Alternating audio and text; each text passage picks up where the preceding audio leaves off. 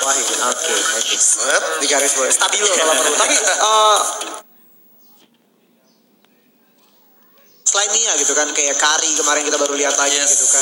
Sangat-sangat bagus banget untuk melawan tanker-tanker hero yang sangat menyebalkan ketika sudah masuk late game yang mulai sulit untuk dibunuh. Carry masih menjadi salah satu pilihan utama dari marksman tentunya. Dan tentunya bakal sebagai last pick atau surprise pick. Nggak mungkin dia diambil di awal tentunya. Iya, karena kalau misalkan betul kalau marksman diambil di awal tuh kayak main di season 2, season 3 sih. Iya. Perebutan marksman ya. Oke. Sama satu kalau sekarang kayak emang ditaruh di akhir dan sengaja agak sedikit surprise karena kita punya banyak pilihan. Kita punya Leslie, kita punya Kari, kita juga punya Iritel dengan burst damage yang sangat besar. Kita punya Moskov. Tapi kalau kita sedikit flashback, season berapa yang menurut kalian competitive scenes-nya paling gitu? Season berapa? Season 4 kayaknya. 4 season 5 kali ya. Season 4, season 5. Ya MSC tahun lalu dan MSC tahun ini sama aja sih sebenarnya. Sama aja ya? Sama-sama hype-nya juga gitu. Iya. Bukan tentang hype-nya, tapi kayak iya gameplaynya juga. Gameplaynya mungkin kalau misalnya dibilang dulu monoton. Sekarang monoton juga, tapi ternyata ada sedikit di bumbu-bumbunya. Ada bumbu-bumbunya gitu. Ada bumbu-bumbunya. Jadi kayak agak sedikit dibedain walaupun memang monoton. Oke, kalau ngomongin soal tim Indonesia lagi kali ini kita ngomong soal Aerowolf. Sebagai spotlight player di mid lane dari tim Aerowolf. Yes. Kalau menurut lu sebenarnya bukan seberapa hebat ya, maksudnya kayak mungkin bisa dibilang sekarang G yang membawa Aerowolf ke panggung sebesar ini gitu kan, bersama dengan Billy dengan yang lainnya gitu kan. Cuman teman-temannya. Siapa sebenarnya yang paling cocok untuk misalkan switch gitu kan, switch G setara dengan siapa di Indonesia atau bahkan gak ada yang setara sama G? Belum mungkin. Gimana ya? Susah. Kalau misalkan untuk nge-lead-nya, gue berani pegang Edward. Tapi kalau untuk mid laner-nya, gue angkat tangan, jangan Edward. Jangan Edward. Ya, jangan Edward. Tapi kalau misalkan as a player saja, individual skill yang paling cocok untuk menggantikan G mungkin di posisi mid. Gimana ya? Kalau playstyle sih mirip-mirip sama Lemon sih dia. Playstyle-nya? Soalnya hampir sama hero pool ya. Hero pool sama hero pool ya. Hero poolnya nggak jauh-jauh. masih sama sih. Karena G sendiri kayak lebih masih sama sih. Karena G sendiri kayak lebih lebih suka untuk menggunakan hero-hero dengan damage magical Oke. Jadi dia kayak jarang banget pakai hero-hero dengan damage fisikal. Iya. Lebih memilih ke hero-hero yang punya damage magic, apalagi burst damage. Betul. Dia kayak suka banget sama burst damage. Iya, dan kita masih menunggu tentunya drafting phase game ketiga kita yang masih ada sedikit problem tampaknya. Mungkin masih dalam proses penyelesaian problemnya. Dan mau mengingatkan juga buat MLers yang masih nonton di stream, langsung aja datang ke G-Expo Hall B3 sekarang juga. Betul. Yes, masuknya bayar nggak, Be? Gratis lah. Gratis. Tinggal datang, masuk aja, nonton bareng di sini ya. Iya, dan kita baru aja didadahin sama LJ. Halo LJ. Didadahin balik. Wakanda forever. Wakanda forever. Ini kayak bener-bener pencetus gitu. Iya. King T'Challa kayaknya dia. King LG lah pakai di sana. King LG. Oke, bentar lagi mungkin. Tapi G kalau nggak salah kemarin sempat mention bahwa sekarang yang ngelip untuk melakukan geng itu bukan G lagi tapi LJ. Tapi LJ untuk melakukan geng ya. Tapi kalau team fight masih dipegang sama G. Oke. Karena mungkin rotasi dari LJ kali ya yang memang terlalu luas. Yes, dan hero-heronya juga hero-hero roaming sih ya. Betul banget. Dan akhirnya kita bisa melihat drafting phase antara tim Aerowolf melawan tim Bagikan. Sudah ada Martis yang di-ban tentunya kali ini oleh tim Aerowolf Roxy. Ya gimana ya, Martis emang menjadi salah dari satu dua pilihan kalian tadi pas gue tanya, kalian gak nyebut Martis sama sekali. Kalian menyebut Hayabusa, Jauhead, kalian menyebut Kagura yang di-ban. Iya. Oke. Dan kayaknya bakal dilepas semuanya. Fanny, Hellcat. Oke. Bakal ada kontes first pick-nya dan juga second pick mungkin nanti setelah ini dari Bagikan dan juga Aerowolf. Oh, ternyata tidak ada yang tepat. Tidak ada yang tepat. Udah nebak dua, salah semua lagi. Iya. Gimana Pak? Kan ini dia unpredictable. Iya. Hayabusa ternyata yang diambil oleh tim Aerowolf Roxy kali ini sebagai first pick mereka. Ya kayak yang tadi saya bilang, YQXD jangan dikasih Hayabusa. Jangan dikasih Hayabusa, tapi pemain dari tim Aerowolf tentunya ada yang bisa mengkontrol Hayabusa dengan bagus. Oh, Billy. Tapi di sana langsung diambil Jauhead nih. yang tidak diban. Iya. Tapi LG masih punya hero pool yang cukup banyak sih. Dia masih punya Hylos. Ya. Apakah cocok Chow untuk mengcounter satu hero pertama yang sudah ditunjukkan sama Arrow of Roxy? Ya, sudah cukup bagus? Cukup bagus karena ultimate-nya itu tuh yang lock Hayabusanya. Oke. Wild Dragon bakal bisa mengendalikan pergerakan dari Hayabusa lebih dari 2 sampai 3 detik. 3 detik. Dan itu waktu yang cukup untuk membunuh sangat cukup kalau menurut gue buat shutdown hero-hero yang punya mobilitas tinggi. Yep. Yes. Badan. Dan Kaja dan Gasha. Oke. Tunggu dulu. Dua hero yang menurut gue punya role yang hampir sama. Yep. Gue punya role yang hampir sama. Yep. Yaitu Hayabusa dan juga Hylos. Di pick kali ini greedy banget gak sih? Ansel mungkin punya pendapat? Beda. Enggak terlalu greedy sih soalnya Gasha yang lebih ke arah mid lane. Oke. Jadi yang bakal farming terus adalah Hayabusanya. Oke. Tapi kita lihat di sini sudah ada Kagura dan juga B. Yes. Udah mulai terlihat kayak Bagikan mau main lane sih. Udah terlihat banget. Sangat terlihat dengan adanya Ben dan juga Kagura tentunya. Yes, udah kayak terbuka. Mungkin satu hero laginya entah Assassin Solo. Ya, Assassin Solo. Assassin Solo menurut lo yang masih kelihatan ada Lancelot. Saber masih open. Angela masih free. Angela. Wow. Natalia. Natalia pertama ya berarti ya? Yes. Kemarin kita nggak lihat Natalia sama sekali. Cukup mengejutkan ya tiba-tiba ada Natalia. Akhirnya Assassin yang memang sebenarnya dia juga cukup mengerikan dengan reworknya Rapid Boots ini akan membuat seorang Natalia memiliki movement speed dan mobilitas yang sangat tinggi. Tapi Johnson. Apa kabar ini Johnson pertama kita loh selama hari pertama? Hari pertama kemarin? Natalia pertama, Johnson pertama. Dan lapu-lapu pertama tadi ya? Yep, ada lapu-lapu pertama. Oke, quick prediction sebelum kita masuk ke dalam para caster kita tentunya. Ansel siapa yang lebih diunggulkan dari draftnya? Arrow of Roxy. KB. Arrow of Roxy. Red Gaming. Arrow of Roxy 2 poin suara dari para panelis gue. Dan gue bakal langsung memberikan kepada para caster. Tentunya ada Ranger Mas dan juga Franz Volva. Silakan guys.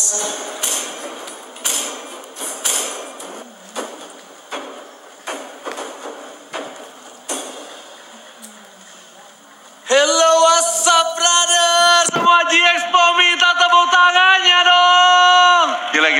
Udah penuh ya? Masih semangat kan nih? Hampir penuh semuanya. Ini makin panas loh, Vol. Karena ini udah setengah 12. Dan benar-benar udara di depan panas. Tapi di dalam juga pertandingannya juga sangat panas. Tapi Ji, yang bikin gua panas itu Iya, draftnya Airwolf. Yes, draftnya Airwolf 3 assassin yang baru banget mereka bakal pakai hari ini. Yes, 3 core dan dimana itu core-nya benar-benar semuanya butuh farming. Yes, dan ini yang luar biasa dari Airwolf. Begitu mereka kalah kemarin sekali aja, Yes. metanya berubah. Yes, betul banget. Tiba-tiba 3 assassin kayak siapa yang pakai Hayabusa, siapa yang pakai Natalia? Dan sempat banget di mana Aerof emang bermain dengan sangat tidak logis. Ya mungkin Billy pakai Hayabusa. Yes, seperti betul. yang gua tadi prediksi singkat yang lu tanya. Yes, betul banget. Tapi gua kayak Hayabusa Billy kemarin belakangan ini dan bakal ada haras dari tim Bagikan Esports. Apakah di sini buff-nya bakal diambil? Yes, diamankan oleh seorang Yeliefor.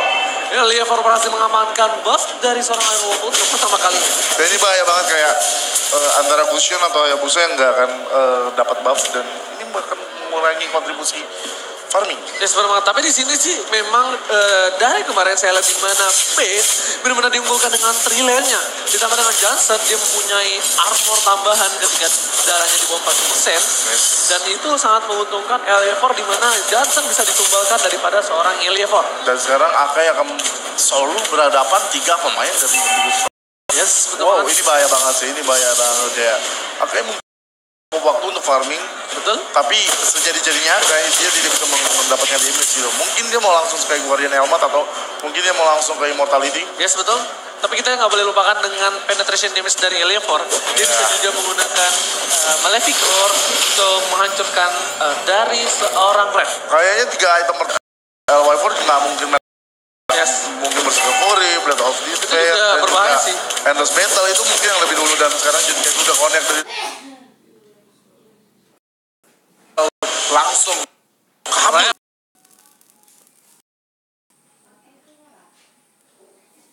Dan Tatsuya juga udah connect kali ini harus kabur. Lihat 3 core late game yang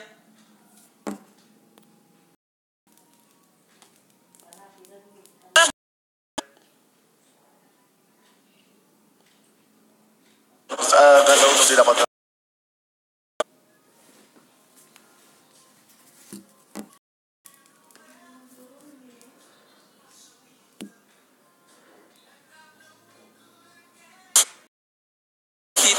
Biasanya yang overturn yang didapat. diamankankah oleh Bagikan?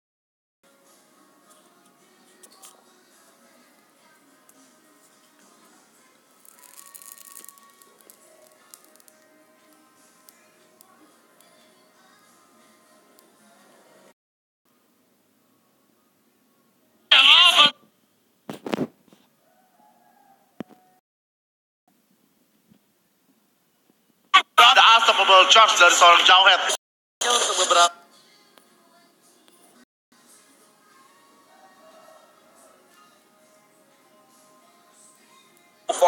his engages has allowed Bigatron to get this advantage. And now we can see that there's turret has been destroyed. Bagikan and also Arrowwolf. G comes in, Sing just annihilates the Gusion. No chance whatsoever. Sing is doing so much damage on the Kagura.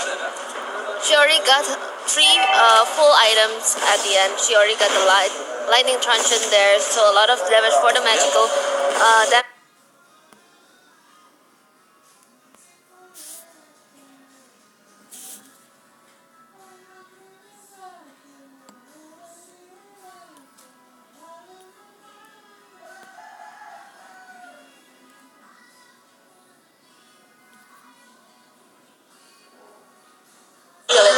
Here comes Mr. Wing with the rapid touchdown, with the truck, with the thing away from this. There goes the umbrella, picks it up with the tail end. They will get another kill. They won this tower. Oh, Sing.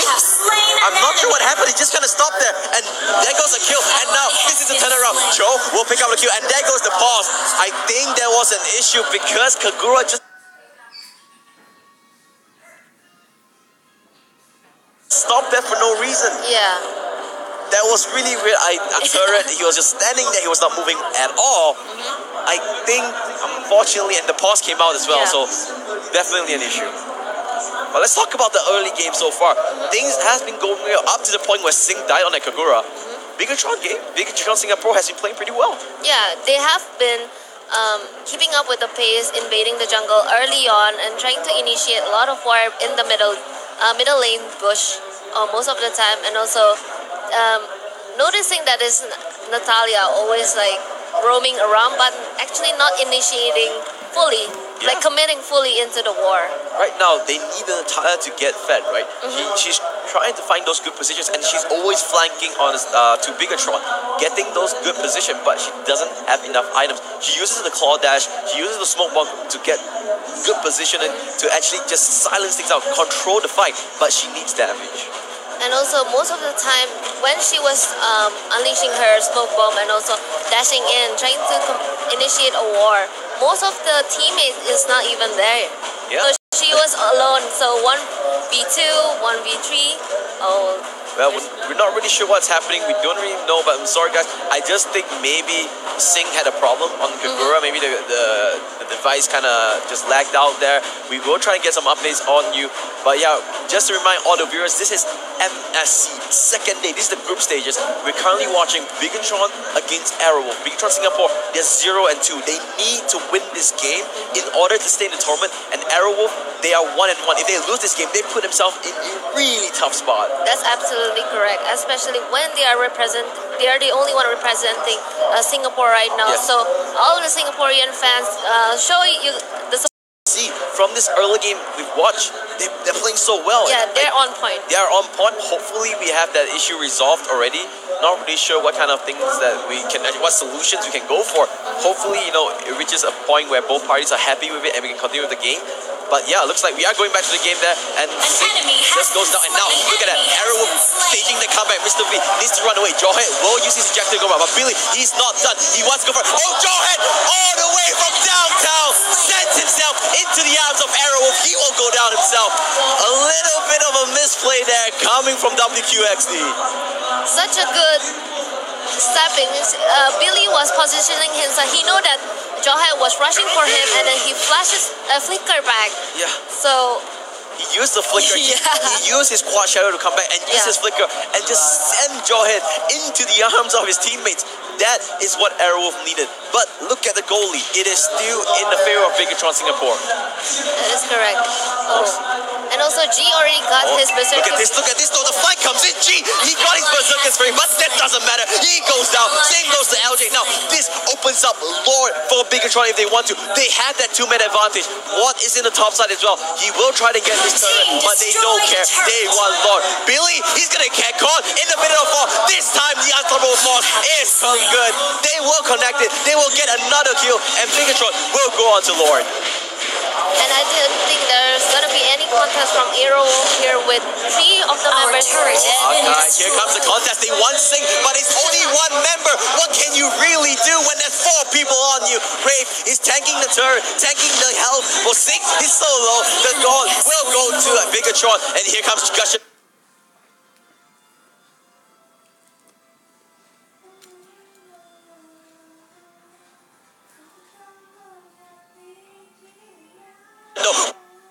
What can G do? Looks like they're just gonna back off. The Divine Judgment pull. That is correct. But at the rank, so hard to push on the top lane, actually securing one of the tier 2 turrets right there. But Kaya was trying to catch up with her. But now with this Lord, Bagikan has the momentum. They can push with it, right? They can die for it. They have a good line. Now, and Mr. V, he's up in 1 second with rapid touchdown, right? Being a car, he can just ram to the mid lane. Yep, MSG does get completed by Sing all the way to the base, and this is the turnaround that Sing won. But no, it's not enough, and once again the pause comes out. Oh no, I'm not sure what happened, but Bagikan was winning that fight. Yeah, I think when this continues, when the pause is unpaused, it's pretty clear that Bagikan is going to clear out everyone because 3 members of Aerowolf was down. Yeah, 3 members of Aerowolf down. The only one surviving was Arkai, and if I'm not mistaken, it was the Hayabusa as well. Yeah. Like, because Arkai tried to push Sing on the Kagura all the way back to the fountain, but he couldn't do it. So I think Sing on the Kagura will die because he was already really low. He was taking turrets, but they still have 4 members. They still have Lord. I think honestly, when we unpause from this, they could end the game as well. That's correct. Especially with Hayabusa, he was only left with a sliver of health, trying so hard to retreat back to replenish his health basically, but I don't think it'll have enough. There you go. We are into the game. Looks like, yep, Kagura does go down. The game continues. Where's the ejector? There it is. And Kaya is in the middle of 3 members. Last member standing is Brave, and I don't think he can do a lot about this. He's taking up 4 members together with the Lord. Bagikan finds their momentum, finds their footing, and they're buying their first win of the day. Congratulations to Bagikan Singapore for winning against Aerowolf Roxy. That is a big win, and you can see Aerowolf Roxy, they are looking dejected, they are looking defeated because they know they are 1 and 2 right now. Yep. The last game, if I'm not mistaken, let me check really quickly so I don't get this wrong, it will be against Burmese Ghouls. They have to win that game because if they don't win, they are effectively out of MSC. And right now, Bagikan is at the same level as them. With the 1 win and also out of 3 And matches. Bagakan's last match, if I check really quick, is against DD Pro Gaming. And DD Pro Gaming has been looking really, really good. They have won like twice out of the 2 matches they are going 2-0 so far. But what a performance coming up from Bagikan, making a statement, making a stand, saying that, you know what? We are here to play. Yesterday, yes, it was our mistake, but today we are here to play. But that's all from us. We're gonna pass it to the panelists. My name is Kemal. Her name is Sue. So guys, take it away.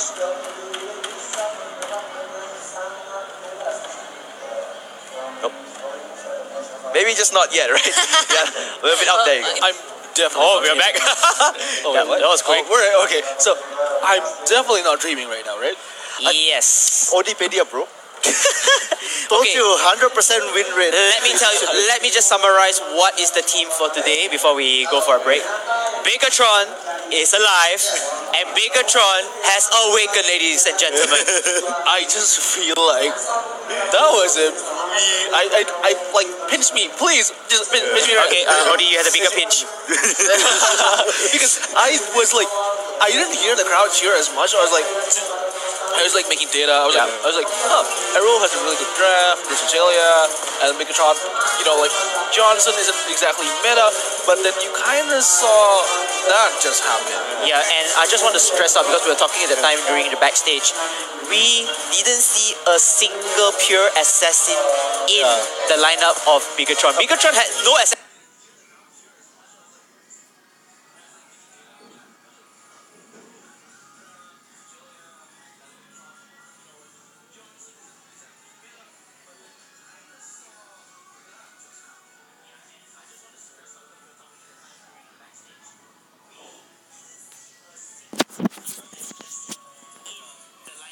He was the MVP for the grand finals of the MPL Malaysia and Singapore, and he's shining in really well. His main character is Johnson and Grok. Can I highlight a bit that Sena playing Joe wasn't exactly an attack? Yeah, It was a killer. Yeah, it was like a damage. So I'm not even kind of surprised. I'm very surprised because Airwolf just kind of put that one more nail into the coffin. They only have one more slot. If they lose the next game, They're out. bye. And just to let you know, I think OD, you got the stats for us. How many of them scored the game? Everybody is a winner right now, right? Everybody at least win one game. Okay. Only DD wins 2 game, and other than that, they have lost 1 game and 2 games. Wow. So the next upcoming games for Group A, that will be the main group of death for them themselves because they cannot afford to lose any more games. Even though with Bigatron, even though they win this game, they won this game along, they still have to win the other 2, one more game, their last game, to at least stay alive and look at the kill-death ratio. You know what will be very, very interesting? It's going to be the DDBG versus Bigatron game. DDBG, oh wow. It's going to happen later onwards in the match. It's gonna be soon. It's gonna be very soon. It's gonna be very soon. Not after this, but the next one. Is gonna be, and I really want to see this Awaken Bigatron going against the Philippine side, the runner-up on the Philippine side.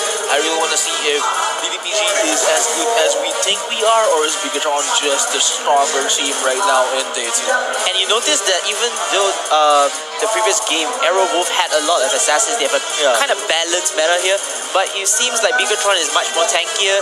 They kind of have like a mixture of tankness. They prioritize tankiness to absorb the damage given by the assassins of Aerowolf or the damage being outputted. And finally, after exhausting the resources from Aerowolf himself, Bigatron come in, ganking up one fella. They always catch the Hayabusa off guard. They always catch one of the players off guard as well.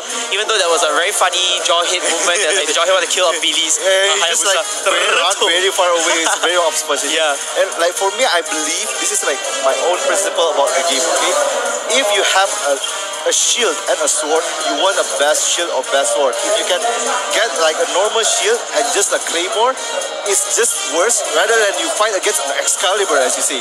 Yep. Yeah, because like for me, 1 point of like the strongest sword is always better than a normal shield and a normal sword. Yep, and I think I want to take your perspective, like, defense is the better offense in this contact because they are very tanky, they're very full, and it works for them, for the Bigatron is a game. Let's talk a bit about the Group A stage standings right now, because now Aero will have to face Burmese Goals. Okay, in the If next they game. win, it's going to be a 2-2. Air Asia still has 2 more games, which is going to be DDBG and the Burmese Goals. Burmese Goals is kind of the decision maker here. If they show up on either of these games, it's going to be the one that is going to get eliminated. But before we proceed on in tangents, we're going to have an interview with Fahmi Cornet. Let's see. It's with the bigger players. And let's see who it is. Okay guys, back again with me, Kali Cornet, or usually called my name is Cornet, and I'm with the one, Mr. V, who got the MVP with Johnson. Wow! Mr. V, how's it going? Good. So, I want you to tell, like, why you choose Johnson? Why not Lolita or maybe Minotaur or another tank? Why you choose Johnson? Like, nobody choose Johnson before. Like, you are the first team, pick Johnson, and you won the game. Wow, that's cool, man. I think Johnson can start an engage and very good roaming mobility, can help in team fight and have a lot of CC, so it's actually quite a very good tank. Okay, and one more question. How about the next game? Are you gonna pick Johnson again? I think more or less, depending on the draft, we will figure it out. If it picks Johnson's, then yes, definitely. Okay, once again, thank you so much for your time and good luck for BTRSG. Okay, back to the panelists. Thank you, I'm Cornet. Bye-bye.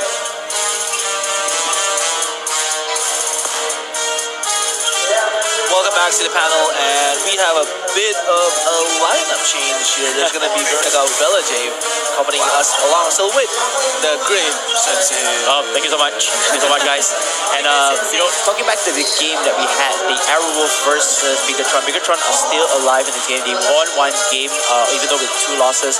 And it seems like Arrowwolf is somewhat reaching for the stars and then dropping down to flat ground. What do you think about that? In my opinion, like the lineup is from the Arrow is I thought it would be so good, but the Hayabusa and also the Natalia, it didn't really get.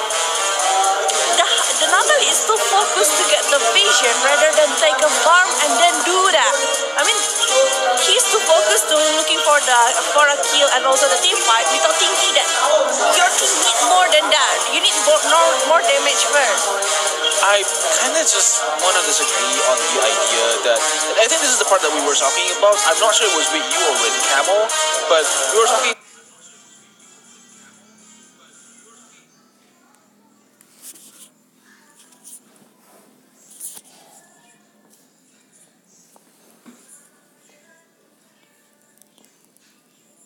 The one that has most kills on Bigatron was actually the Joke, which is known as the tanker, semi-fighter, semi-booster hero. And you were kind of just surprised with how they were playing, but then we kind of saw that was the ideal moment of your team not playing to get the kill, but your team playing to get the win. Yeah, indeed. And even though I feel like Arrowwolf has a lot of potential, they had actually the most balanced draft. If I were giving you my predictions, I would go with Arrowwolf from the predictions over there. But then again, Bigatron having a lot of core units which can tank damage, they can even absorb damage instead of, kind of like waste up the resources and then coming in and go. And they are all as like a team, they act as a team even though they know that, we don't have much damage comparing to Arrow, Roxy.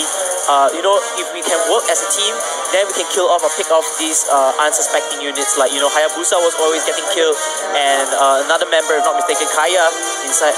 In fact, the Archive isn't that productive as well. Archive didn't even came on time to save the day, and there was a lot of trouble on Arrowwolf's defense, and in the end eventually lost their game in this round. And I don't know if it has anything to do with it. I really feel like this has nothing to do with what Arrowwolf is happening, but I kind of just want to put out that Arrowwolf is faltering on the home crowd theory again, because it really feels like that. You have a lot of home crowd cheering for Arrowwolf, but they've been having a lot of issues trying to show up. And they've always been winning in that kind of condition. They've always win when the crowd is against them. So at the point where the crowd is with them, I don't know, it feels like it's a very tangent theory, but it's kind of proving itself as the day just kind of goes on. So I'm just, the home crowd is kryptonite. It's something like Superman, if the kryptonite is from his earth or something, then it's like, I'm sick of it. But yeah, I think Arrowwolf, they have to really step up. They are already down by 2 games. If they were to lose this last game, they are out, as we did mention before that. Now anyways, enough of that game. Let's move on to the next game. What do we have? The next game is gonna be, this is a very, very hot match. It's gonna be Adermain going against IDNS. Wow. This is the reigning champion, showing a very powerful performance on their last game yesterday, and Adermain, the kinda suddenly favorites to win on the MSC 2018. Right. Because the Adermains is the one that get the 2-0 point and have not been defeated, and we know the Philippines teams is the strongest one here, even though that the DD have to lose. The DD also win in the morning against the Burmese goals, so it makes the one of the favorite of all. But IDNS, I'm hoping to see another surprise by Marksman again from Frenzy. Yeah, and then I do agree with you. Frenzy, he's been playing really well with the marksman role. Again, we all can say that Frenzy is so far the most well-positioned marksman. Very difficult role indeed, very taxing because you need to know your positioning and your strats and item build in the nick of time. And going up against such an aggressive team as Ether Main. So I was about to say, what was the other team again? Evo's Esports, sorry. Yeah, the Ether Main, they are a very fast-paced team. They don't really want to get any of the BS from the marksman. So if IDNS, they are able to keep up their objectives for the marksman, making sure to open up the lanes, open up the playing field at least above 15 minutes, 20 minutes above, I think that is GGWP for Ether Main. Unless Ether Main, they want to prove themselves, you know what, if you play marksman, I can play the marksman meta as well. We'll see how it goes later onwards. I really feel like what's going to happen though is that Airman is just going to play their usual self. The aggressive way, early game threat. Because the difference between MLG Sport is that Airman usually has an assassin that can lock down one person. Correct. And that can just really lock down that marksman. And they wouldn't have that much of an issue at that point in time. But we're talking about IDNS here. This has been the team that has been surprising us since last year. Not just this year. Yep. Since last year. They weren't even favorites to win on MSC 2017, but they showed up very powerfully, and I think they're just doing this against us this year. So I'm in a very mixed position because I love what IDNS has been doing over and over. No MPL on their region, they don't care. They're just showing up every time it matters. But at the same time, I really love how Airman is just changing the game for us right now. How the game works, how the meta works, how the meta isn't only about graphics, but it's about playstyles as well. Correct. And Airman is really showing that. But before we continue in more tangents about DC, we're gonna have a team entrance for the team.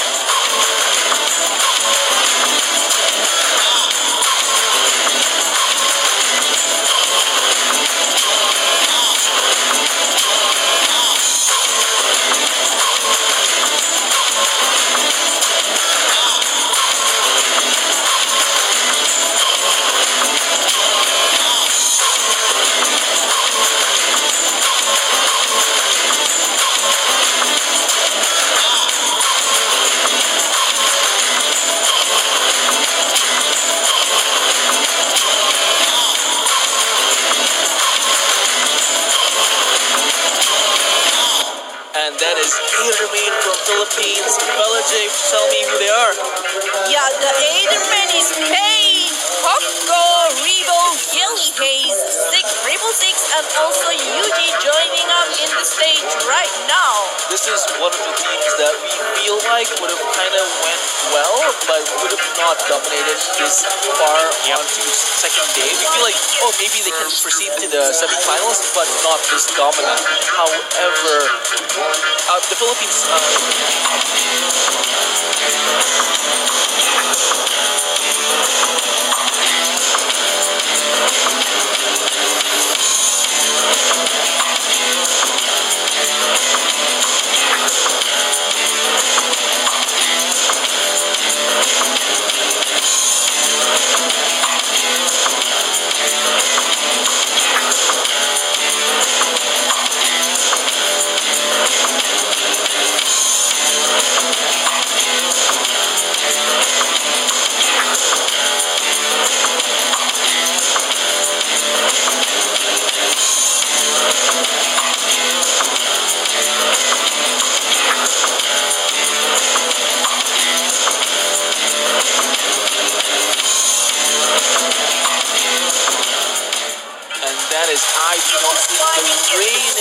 champions.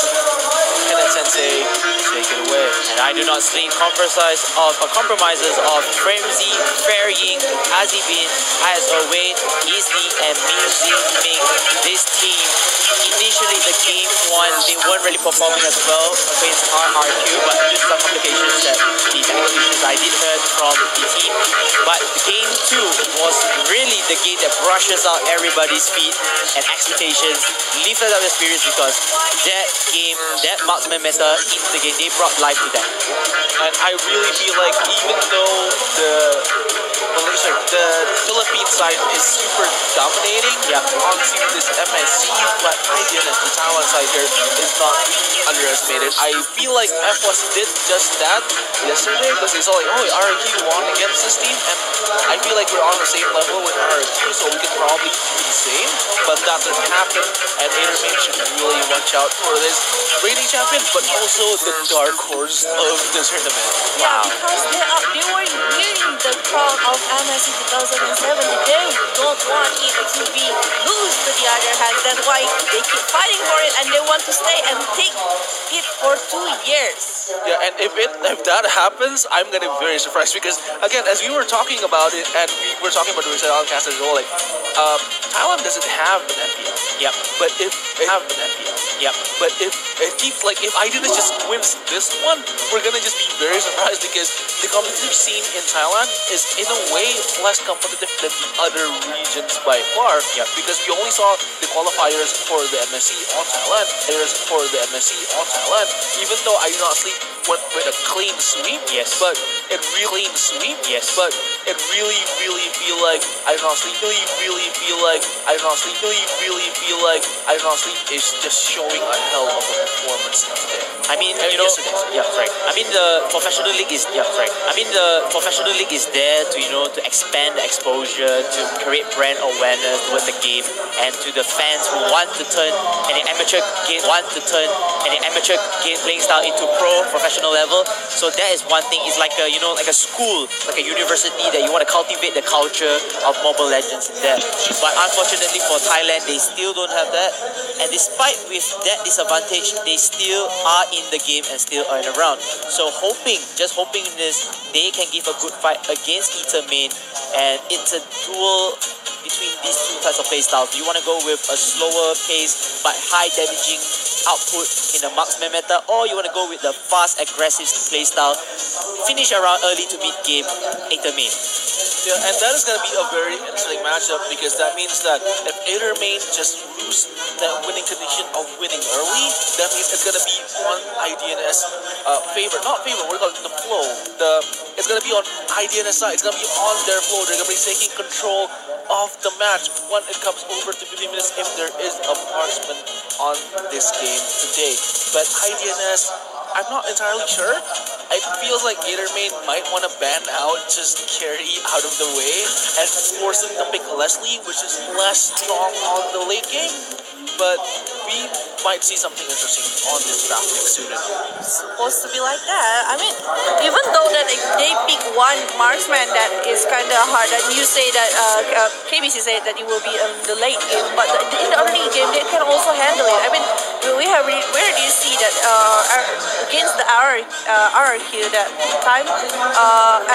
Against Evils that time. Evils do a lot of aggressiveness towards 4 people for IDNS, but the IDNS is not like they can bear the damage from the Evils before, and we know the damage is not small, it's still quite big and quite annoying, but they can handle it. So I think even though that our Ethermain will do the aggressive in the early, I think they will handle it. I don't know, I'm kind of feeling for IDNS this time. It's kind of depending on to Eater Main. Eater Main, they can be aggressive, yes they will. They can limit the kills of the main marksman if let's say Frenzy were to be playing, but at the mid to late game, if that were to happen, to stop that potential, you need to stop down the marksman. You need to put out a lot of depth onto the marksman, disrupt the economy, and the rest of the team will fall down eventually. Because if you notice, the marksman is the only one carrying the team. The rest of them are just supporting, just initiating. No true damage coming out except for the marksman themselves. But that is a very slow pace where you have 4 pillars for 1 guy. And you saw what happened with FOS the other day. We had that conversation as well when we were casting together, that when you have 4 peelers and you're trying to peel 4 off to get to the marksman will deal enough damage for you to lose that fight. But when you're trying to jump into the marksman, you have 4 peelers with a lot of CC. So that is an issue by itself. And FOS had no answer to lock that guy down. See, if there was like maybe a Saber, an Angela can still heal, a puppet on a string. There was Joe with the Way of the Dragon, so Saber could really just jump backwards again with the kick. And that is the exact issue with how Ideas plays. They have 4 exact issue with how Ideas plays. They have 4 tanky, 1 support style with 1 marksman, which is a hyper carry meta.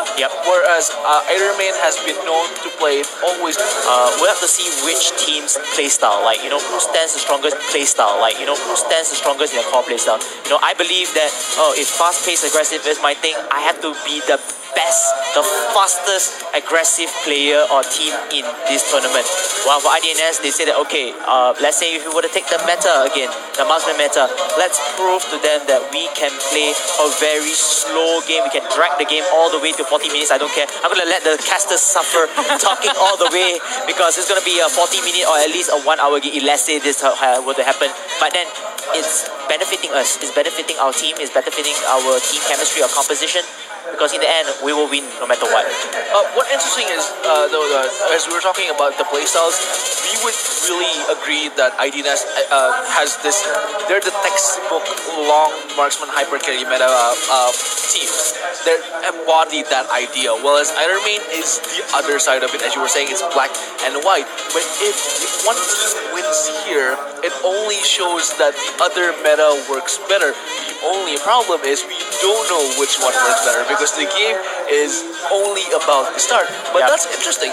If, say, IDNS wins, would you actually see more teams picking marksman in this tournament or no?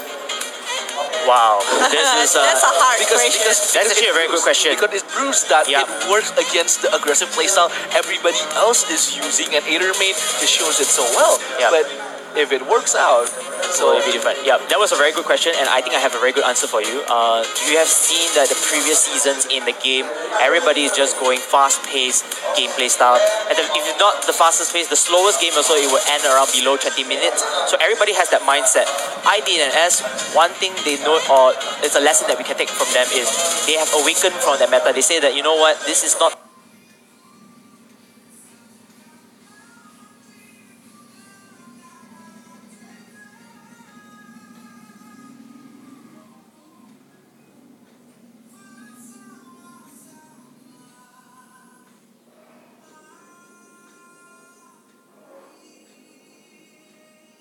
the meta that we could keep on using, because every single team is using the same meta, and we kind of know what is the pro placing, even though Bigatron is last because of the KDA difference.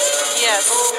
And for the Group B right now, we see the Ironman with 2 points, with 2-0 win-lose, and also the Arky in the second, the I Do Not Sleep Evolves Esport, and also Fantasy Main over there have not win any matches. Yeah, but no worries, they still got 2 more matches. Hopefully they are able to climb back. And going back to your question, this is where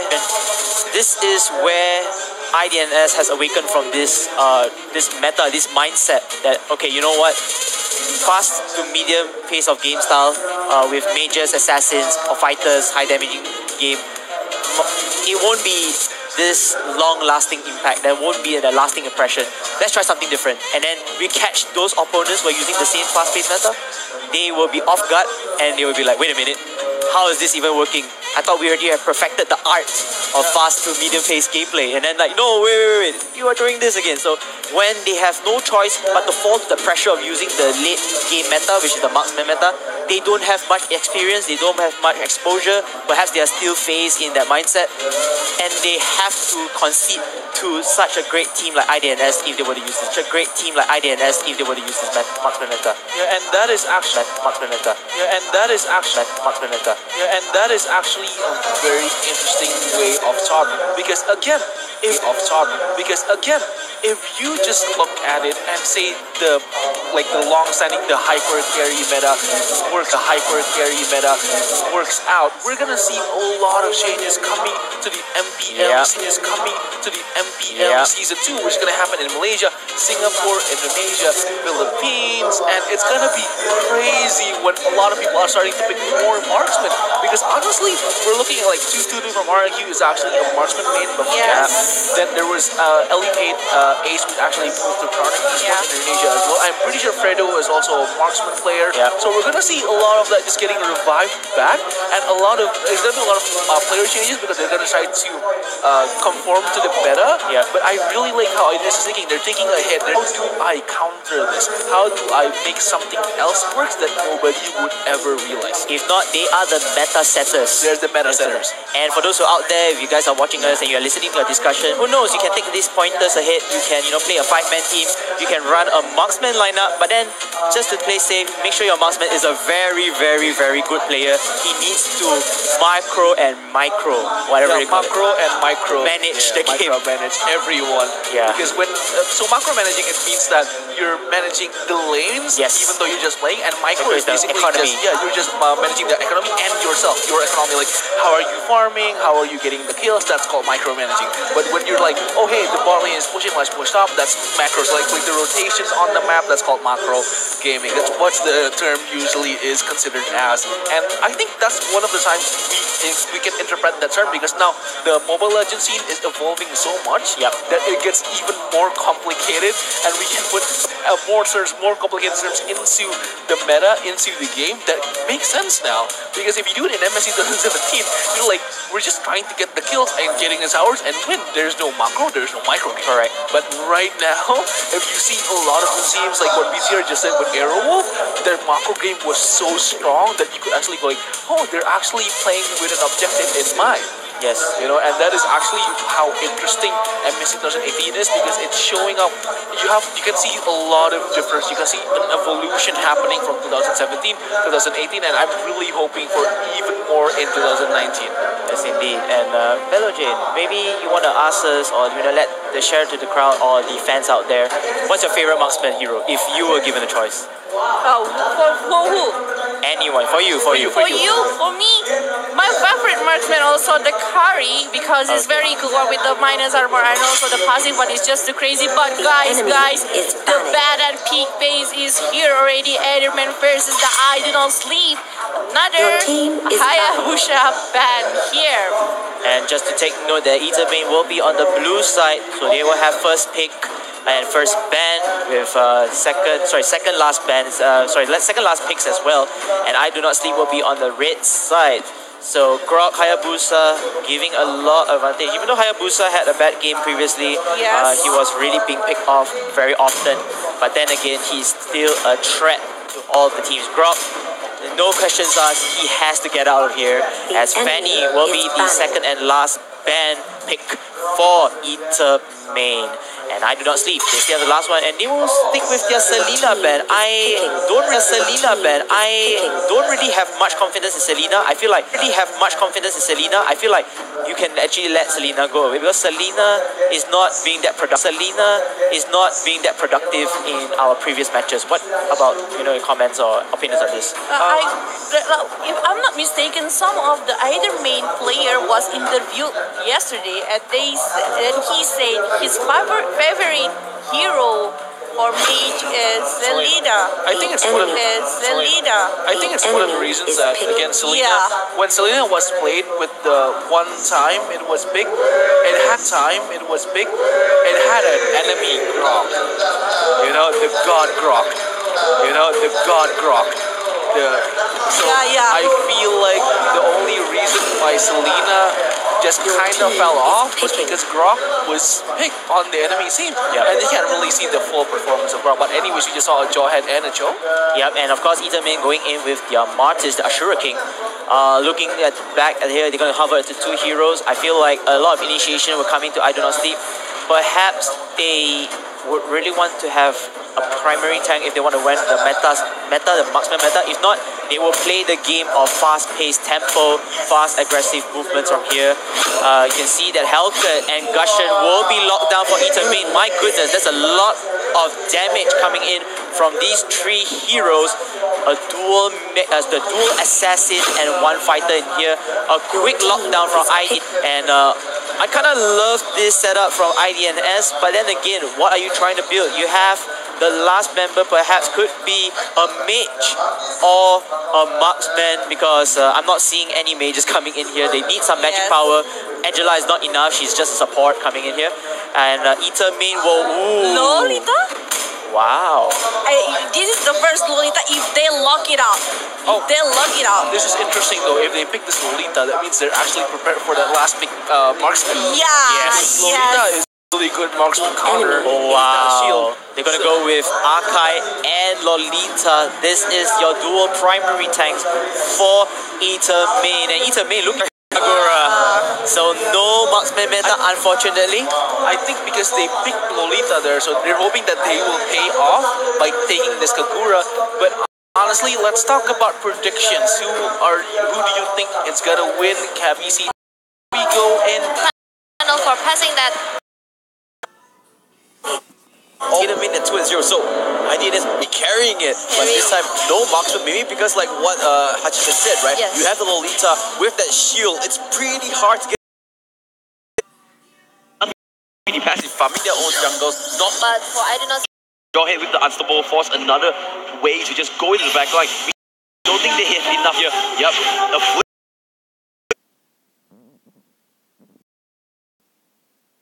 Akai just ramping it up. They land pretty beautiful.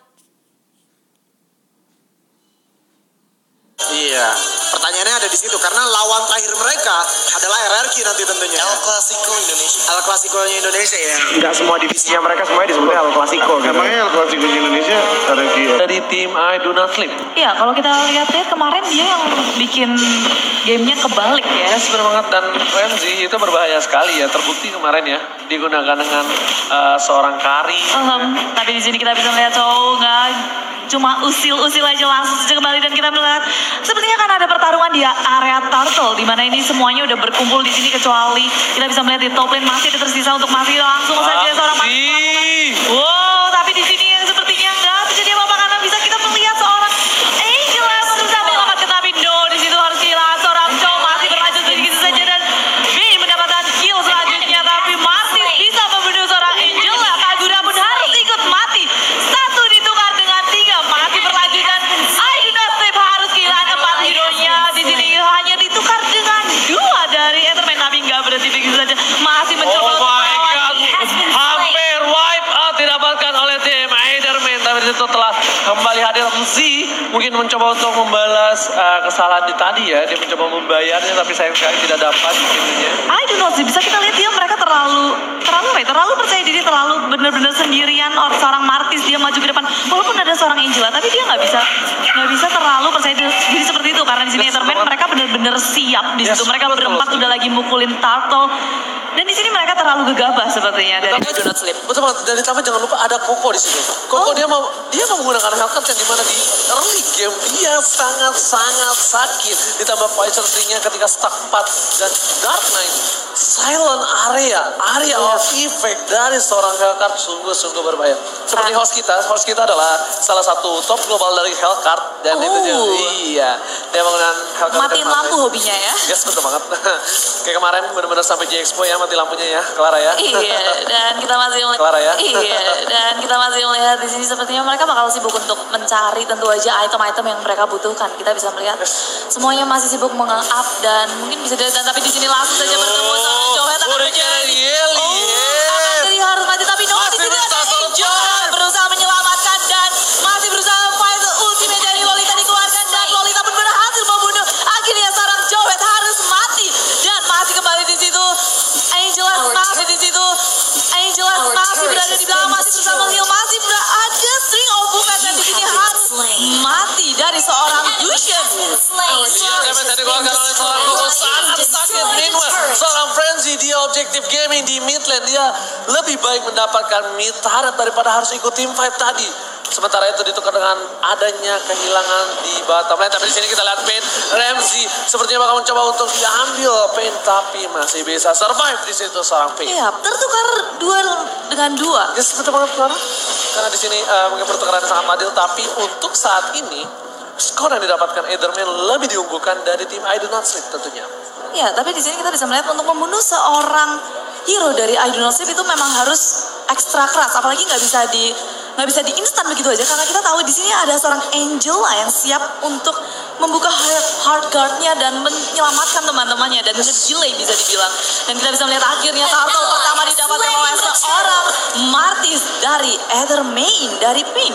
Yes. Udah langsung akhirnya didapatkan di hampir menit ke-6, jadi ini turtle hanya akan ada 1 untuk match ini. Yes, dan tentunya di sini kayaknya dari tim I Do Not Sleep dia harus tahu Iris itu bergerak dengan sangat baik. Kita terbukti di mana jauhnya tadi penggunaan Hurricane Dance benar-benar gak bisa kemana-mana, dan itu benar-benar iso wait, benar-benar cuma bisa diam aja. Untung ada hard guard dari seorang Nazi. Iya betul banget, jadi nggak bisa di instan begitu aja. Padahal udah benar-benar kayak seorang jauhnya tadi dia bisa ngelempar-lempar, tapi di sini karena pas banget penggunaannya langsung mepet ke tembok, tapi di sini langsung saja seperti itu Yelias lagi menunjukkan Hurricane Dance-nya Clara. Wow, dan nih tapi di situ nggak mati, ada Angela langsung saja masuk join the show.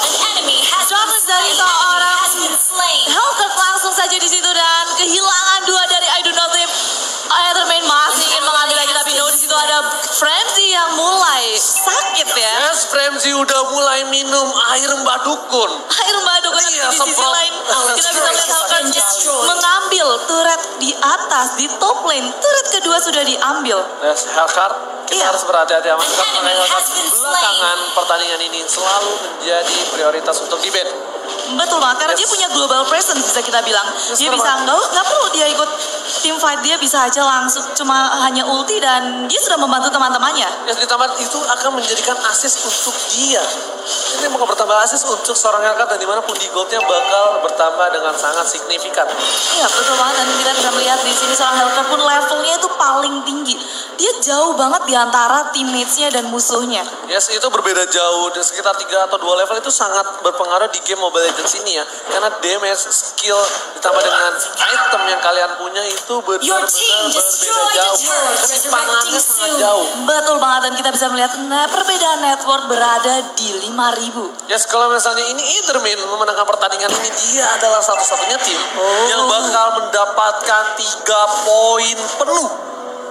3 poin penuh. Yes, sadis ya. Di turnamen sekelas dunia ini, se-Southeast Asia Cup, dia bisa mendapatkan 3 poin penuh, bayangkan. Iya, langsung aja semuanya bisa deg-degan ini kalau ngelawan Etherman. Kalau kita lihat dari grup stage saja performanya udah nggak terkalahkan. Yes, teman-teman. Dan kita lihat bakal lihat. Sudah dikeluar di situ, akankah menjadi peperangan tanpa seorang Hellcat, dan yap, di situ Ben mendapatkan kill, dan langsung saja masih berlanjut di situ. Angela sudah mengeluarkan Heart of String-nya, dan di sini masih berhasil selamat. Seorang Lolita masih bisa bersembunyi, tapi killing spree didapatkan. Lord has been slain oleh seorang Hellcat. Solo Lord didapatkan oleh seorang Koko, dan Koko langsung datang untuk menghadirkan inilah damage seorang Hellcat. Double kill. Double kill seorang Hellcat, tinggal langsung saja membersihkan apa yang sudah diperbuat oleh teman-temannya, dan masih tersisa hanya Hellcat di sini. Marty sudah bisa selamat, dan tapi di sini 4 hero sudah hilang dari tim I Do Not Sleep. Bayangkan sebesar itu damage yang dikeluarkan oleh Hellcat.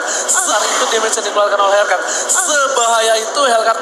Kenapa kalian dari kemarin bertanya Hellcat selalu di ban? Itu alasan kenapa Hellcat wajib harus kudu di ban. Tapi yang kita bisa perhatikan dari I Do Not Sleep, mereka itu 5S5, sedangkan Etherman mereka hanya 4. Your team destroyed the Hellcat dia turret. sibuk untuk solo, tapi di sini cowoknya mencoba untuk mengganggu seorang Hellcat, tapi no, di situ Miss Ming nggak bisa mengganggu seorang Koko yang bisa mendapatkan turret kedua di bottom lane. Oh my god, basic attack Koko tadi Clara harus lihat itu langsung sisa setengah dari seorang Z. Seorang cowok langsung tercakar-cakar. Yes, benar banget. Dan kita bakal melihat bakal ada inisiasi di top lane, tentunya Lord telah memasuki ini meter tarat dari tim Aiden Aslim. Apa yang bakal terjadi Clara? Apakah Aiden Aslim bakal kalah atau dia bakal melakukan snowballing kepada Eitherman? Ini bisa dibilang kita bisa melihat kalau Eitherman lagi di atas angin. Dan ini kita bisa melihat apakah Eitherman bisa menggunakan ini dengan sebaik-baiknya atau malah bisa menjadi malapetaka ketika mereka terlalu percaya diri, ketika mereka nge-dive, tapi itu bisa membuat sebuah malapetaka bagi mereka sendiri. Dan I do not sleep, jika mereka menemukan celah dari Eitherman, dia bisa membalikan keadaan. Tentu aja kita nggak ngerti apa yang akan terjadi di match kali ini. Dan kita bisa melihat mereka udah menguasai map di game kali ini. Yes, benar. Tapi di sini tugas dari I Do Not Sleep adalah dia harus nge-pick off seorang Koko apapun yang terjadi. Iya. Dia harus tahu gimana caranya mereka harus nge-lock seorang Koko, even seorang Muzi ataupun seorang Jawet harus dikorbankan sekalipun untuk ditukar oleh seorang Koko.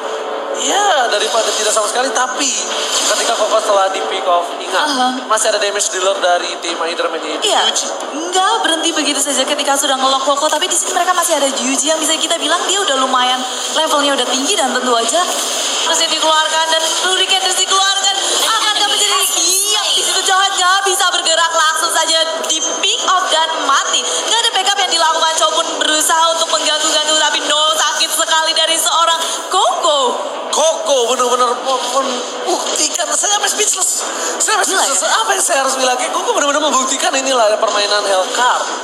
Cakarannya maut ya? Bukan maut lagi, tapi cakar bolong langsung itu. Cakarnya bolong. Remzi langsung kempes, langsung ada Koko langsung menuju ke seorang Azi. Masih miss Koko seperti akan kubah, yes. Dan Koko akhirnya di shutdown di sini oleh seorang Azi, tapi langsung ada follow up dari seorang I Do Not Sleep menuju ke tim Eitherman. Iya, dan di situ bisa dibilang terlalu maju sehingga Angela pun bisa mengeluarkan babat string. Dan backup yang dilakukan oleh Eitherman itu agak ya. Dan di sini kita bisa melihat Hurricane dikeluarkan dan mendapatkan misming lagi dan lagi akan ke misming mati lagi. Dan Yepto harus mati di situ. Akai pun langsung kembali ke depan, masih berada di depan dan akhirnya pun harus mati di tangan Angela. Langsung mati dikejar-kejar oleh I Do Not Sleep. Akan ini menjadi titik balik dari I Do Not Sleep. 3 hero dari Eitherman harus tumbang. Dan di sini juga kita lihat seorang Azi dan juga Ramsey juga harus mundur karena dia tidak mempunyai health yang sangat cukup. Karena ketika mungkin Yuji lebih diunggulkan dengan 10 dagger yang instan yang mungkin bisa menusuk ke badan seorang Ramsey dengan sangat cepat. Dan kita bisa melihat ada pause sesaat. Dan ini adalah pemain dari Eitherman tentunya ya. Dia bermain sangat bagus mewakili negaranya, Filipina. BTW pemain dari Filipina ini benar-benar dia menunjukkan performance yang terbaik ya. Iya, mereka benar-benar bermain dengan sangat-sangat agresif. Oke, betul. Gak kasih napas. Dan sedangkan dari I Do Not Sleep sendiri mereka nggak bisa diremehkan begitu aja. Mereka adalah juara dari MSC 2017. Yes, benar-benar kita bakal minta tepuk tangannya di Expo Kemayoran. MSC 2008. Benar-benar sudah ramai, sudah pada berdatangan. Mungkin yang baru bangun langsung datang ke sini. Langsung mereka kayak ini pertandingan tidak boleh terlewatkan sama sekali, Clara. Betul banget. So buat kalian yang masih ada di rumah langsung aja ke sini tuh. Kita bisa melihat ada kursi kosong, hanya tinggal yang di belakang. Yes. Di belakang. So kalau kalian terlambat sedikit lagi mungkin bisa dibilang bakal nggak dapat tempat duduk. Yes, tapi kalian semua jangan sedih yang di rumah. Karena kita punya 3 layar besar LED yang bisa menyiarkan pertandingan ini dengan sangat jelas. Iya, karena kita di sini berpesta bersama karena kita berada di Party of Legends MSC 2018. Wow. Yang belum dapat balon juga minta balon. Ya, boleh. Tepuk balon. Ya, boleh. Tepuk. Dan jangan lupa juga di situ ada booth dari game.ly dan ada booth buat sign in ya. Jangan lupa kesana aja langsung minta tanda tangan dari player. Mungkin ada siapa nanti ada rotasi pemain mana yang bakal duduk di sana untuk tanda tangan. Tadi saya juga sempat melihat rahasia saya juga sempat melihat dari tim-tim lain juga yang berdatangan di sana. Ya, jadi di sini bakal banyak banget activity buat kalian juga, buat kalian berkesempatan untuk bertemu bersama dengan pro player. Yes, Dan ini betul pro banget. playernya nggak cuma lokal aja, nggak cuma dari Indonesia aja, karena Dia. ini dari berbagai negara, juara dari berbagai negara, dan ya peace, ya kan? Nah, iya betul banget, karena ini adalah pertandingan kelas dunia. Benar-benar pertandingan yang ditunggu dari 7 negara yang bertanding saat ini. Mereka menunggu adanya Mobile Legends Southeast Asia Cup karena mereka juga ingin membanggakan negaranya masing-masing dengan kemampuan bermain mereka yang sangat baik. Iya, tentu aja, dan kita bisa melihat di sini pun dari Filipina dan Thailand, permainan mereka nggak bisa ditebak dari kemarin. Eitherman dengan tanpa kekalahan sekalipun. Yes, betul banget. Dan dari I Do Not Sleep kita bisa lihat mereka 1 kalah dan 1 menang. Yes, karena Indonesia berhasil mengamankan poin dari tim EVOS Esports ya kemarin tentunya ya. Tapi kita terbukti di mana EVOS Esports tadi menunjukkan taring macannya mereka dengan kemenangan hari ini untuk pertama kalinya. Iya, sadis nih. Dengan caranya Hellcurt ya tadi ya. Ya, aduh. Ini yang belum dapat tempat duduk bisa langsung ke sebelah sana, masih ada dari yang Ada yang bilang Aduh. Tuturu Ismail ya kan? Tuturu Tuturu belum main. Ismail. Sabar, tenang. Rarki belum main, sabar. Tenang, semua pasti bakal bermain. Kalian semua bakal menyaksikan pertandingan yang kalian gak bisa saksikan lagi. Kalian bisa langsung saksikan live. Makanya kalian di rumah yang streaming langsung datang kemana, Clara? ke G Expo Hall B3. Yes. Beta 3. Betul sekali. Karena masih ada technical issue, kita pengen berbincang sedikit dengan Clara. Gimana Clara? Menurut Clara pertandingan tadi apa prediksinya untuk ke depan? Sebenarnya kita bisa melihat Ethermain Yes. dari early game sampai mid game mereka mendominasi game. Mereka galak banget, mereka benar-benar bisa dilihat dari objektif yang mereka dapatkan itu bisa dibilang tanpa gangguan apapun, dan mereka benar-benar stick as the plan. Yes, betul Like banget. 4-1. Hellcurt solo, dia solo lord, dia solo ambil turret, dan 4-nya benar-benar bisa ngerusuh, dan mereka kuat. 4 lawan 5, mereka bisa mengganggu dari I Do Not Sleep dan memberikan space untuk seorang Hellcurt. Dan tentunya itu memberikan waktu untuk seorang Hellcurt mendapatkan ininya ya, item ya. Dan kita bakal sudah kembali di game Eitherman versus I Do Not Sleep. Eitherman versus I Do Not Sleep. Langsung Clara, kita lihat Ikoko di bottom lane Clara yang benar-benar mendominasi dari tadi early game. Seperti yang kamu bilang ya. Ya, tadi terakhir kita bisa ingat-ingat bahwa seorang Koko harus mati di high ground di top lane ketika mereka agak ngedive tarat ya. So, kita bakal melihat dari Eitherman dan I Do Not Sleep G Expo, mana suaranya? Wow! Ini ada yang nunjuk-nunjuk bajunya. Nunjuk-nunjuk bajunya, kita nggak usah lihat bajunya, kita langsung lihat aja ke gamenya. Dan kita bakal melihat di sini ya seorang cowok langsung menggunakan flickernya untuk kabur. Nggak bisa di hurricane dance lagi sepertinya, dia udah langsung kabur, dia kapok kayaknya. Yes, karena Mepet tembok langsung diputar-putar. tapi ini berbahaya loh. Izzy udah punya Holy Crystal di sini. Mungkin damage yang dikeluarkan bakal bisa kita, tapi kita Temzi mencoba untuk mendapatkan Koko. Apa ada The Way of Dragon? Koko masih bisa diselamatkan oleh seorang Ribo. Dan sakit flip dari seorang pembantu untuk membunuh seorang Koko. Koko harus mati, terlalu maju, dan Maris pun membalas kematian dari Koko, membunuh seorang miskin, dan Chow harus mati.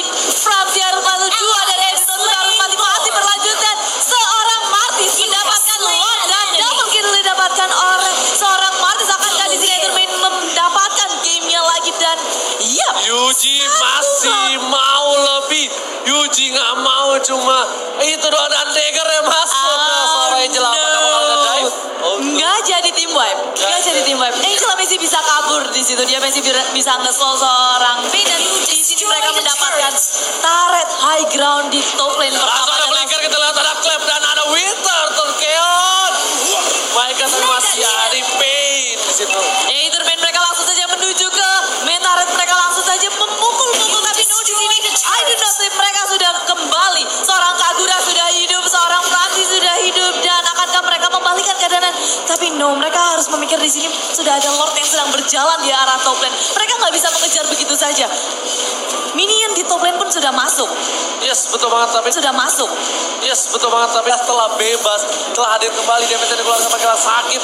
Langsung objektif menuju ke seorang Frenzy. Tapi ada yang overturn. Di situ ada Minion Blast langsung menyelamatkan seorang Koko. Unstoppable didapatkan oleh Yuji dan wow, game dimenangkan oleh Ethermain. Ethermain berhasil mengamankan 3 poin sampai saat ini. Oh my god. Belum ada kekalahan sama sekali dari Ethermain. Wow, ini tim dari Filipina menunjukkan benar-benar permainan mereka yang sangat apik, sangat galak. Berbahaya ya. Iya, dan bisa dibilang di sini I do not say benar-benar dari early game sampai ke late game mereka Struggle. Benar-benar struggle. Mereka struggling di sini. Karena mereka sedikit, menurut saya, sedikit keliru di mana mereka harus melepas seorang Hellcat kepada Koko. Iya, dan sepertinya Ozzy kita bisa langsung kembalikan. Siap, langsung aja kita kasih ke Mas Dijet yang ganteng di sana. Halo. Dan Volva yang cantik. Dan juga KB yang yang ya silahkan kita langsung aja ke panelis. Silakan. Iya, thank you buat para guys kita Clara Monster dan juga Ranger Mas di sana. Gue hampir nyebutnya Ranger Pink tadi kan. Oh. Oke, Franz Volva KB seperti yang kita prediksi. Salah satu dari kalian prediksi tadi atau keduanya? Saya yang prediksi Koko pakai Hellcard.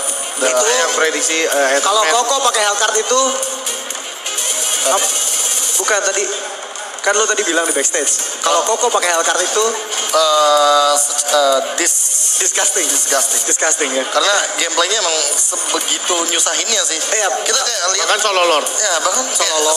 solo lord tadi tuh bener-bener nyusahin karena distraction dari Etherman betul-betul sangat efektif. Oke. Dan sementara kalau kita ngelihat dari IDNS, mereka tidak menunjukkan performa yang ditujukan oleh mereka ketika melawan EVOS. Mentalitinya beda banget untuk hari ini. Kalau menurut gue ya, gimana menurut Franz Volva? Kalau menurut gue kayak memang bingung dengan draft yang ada gitu kan dari Etherman. Mereka punya 3 hero OP, lalu Lolitanya mengejutkan. Lolitanya di sini memberikan efek yang sangat besar sekali untuk team fight.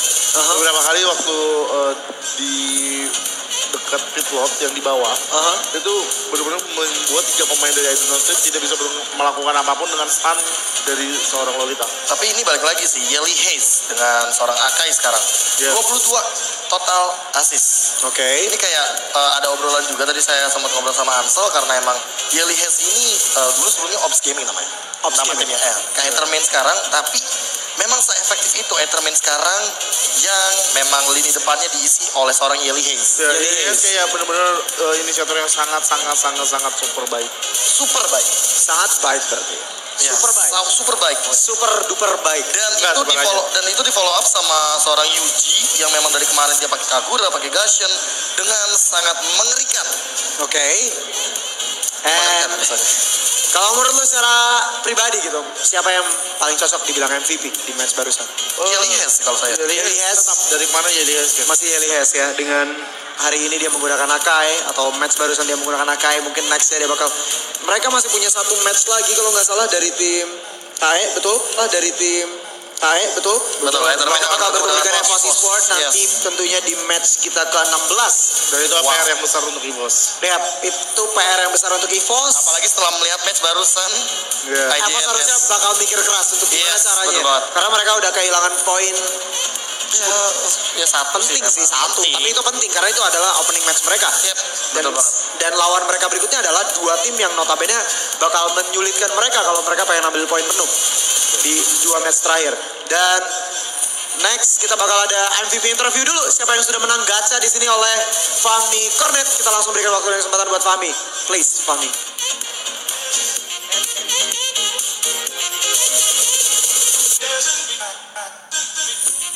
Yes, back again with me, Cornet, and I'm with Yuji again and again, and a big Gushian, right? So, where do you feel right now? Like, you are the one in number 1 top in Group A. Like, you got the max point 3-0, right? 3 winning and 0 lose. What do you feel right now? I'm extremely happy. Extremely happy. And like, yeah, Adrian is the one most of the best team in MSC. Like everyone like talking about you, your gameplay, your hero, like your meta. It's like wow, they are so unique, and you got the max point at the group A. So how did you do it? We study every opponent. We stalk their profiles, see their match history, see their favorite hero, their metas. So we develop our metas to counter them. Oh, okay, I see. Okay, thank you for your time, Yuji. Good luck for the next match, and back to the panelists. Thank you.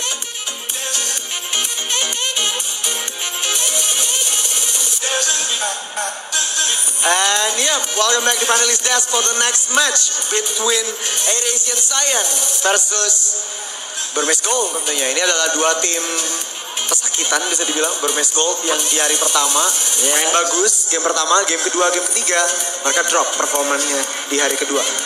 Frans Volta mungkin punya pendapat terlebih dahulu dari Eurasian Science, apa yang bakal mereka tunjukkan di dua game pertama mereka yang sudah kalah dan mereka bakal masuk ke game ketiga mereka sore hari ini. Mungkin mereka akan bermain sangat panas sih, seperti yang kemarin kita lihat mereka bermain seperti Panas Diesel. atau udah nothing tulus kalau menurut lo? Diesel tetap Harus panas. karena kebanyakan siapa sih yang mau kalah? Setuju kalau siapa yang Satu poin kemenangan itu $1.000 harganya. Iya, I know. Berharga dengan $1.000. But kalau menurut gua satu kemenangan yang mungkin bisa diambil sama tim Eurasian Science itu bakal menghancurkan lagi peta kekuatan di grup A kalau menurut gua. Apalagi kalau nggak salah kemarin waktu DTR versus Science skillnya lumayan banyak. Betul. Ya, jadi kalau mengadu KDA juga nggak masalah. Gak masalah. Yang penting dia dapat poinnya dulu. Kalau menurut gua.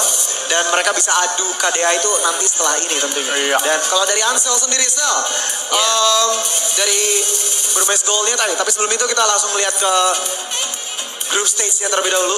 Grup A, Digital Devils Professional Gaming menjadi top position saat ini di grup A. Sementara di grup B ada Aethermain dengan 3 poin penuh. Bayangin, tak terkalahkan. Plus 35. Plus 35 lo bayangin gimana caranya ngegeser dia. Itu kayak something impossible. Dan lebih baiknya lagi Eurasian dia udah juara posisi kedua. Iya, dan plus 11. Dan ini kalau misalkan nanti kita berandai-andai gitu ya, EVOS bakal menang lawan Aethermain, dia dapat 2 poin. Iya. Kalau ini kalau ya kita berandai-andai karena memang grup B yang paling menentukan juga saat ini. Sebelum nanti kita bahas tentang grup A, di grup B EVOS kalau menang lawan Aethermain dia dapat 2 poin. RRQ bakal makin sulit untuk mengejar karena kalau ngelihat dari defisitnya RRQ minus 13 Frans. Itu diakibatkan Aethermain. Dan kalau EVOS bisa menaklukkan Aethermain, ini justru yang mengejutkan. Justru mengejutkan dan justru kalau menurut gua dia mulus ke main event besok. Well, kita lihat aja nanti. Tapi kita bakal langsung fokus lagi ke game kita yang berikutnya, yaitu tim Eurasian Science versus Burmese Gold tentunya. Di sini Burmese Gold bisa dibilang masih ada chance walaupun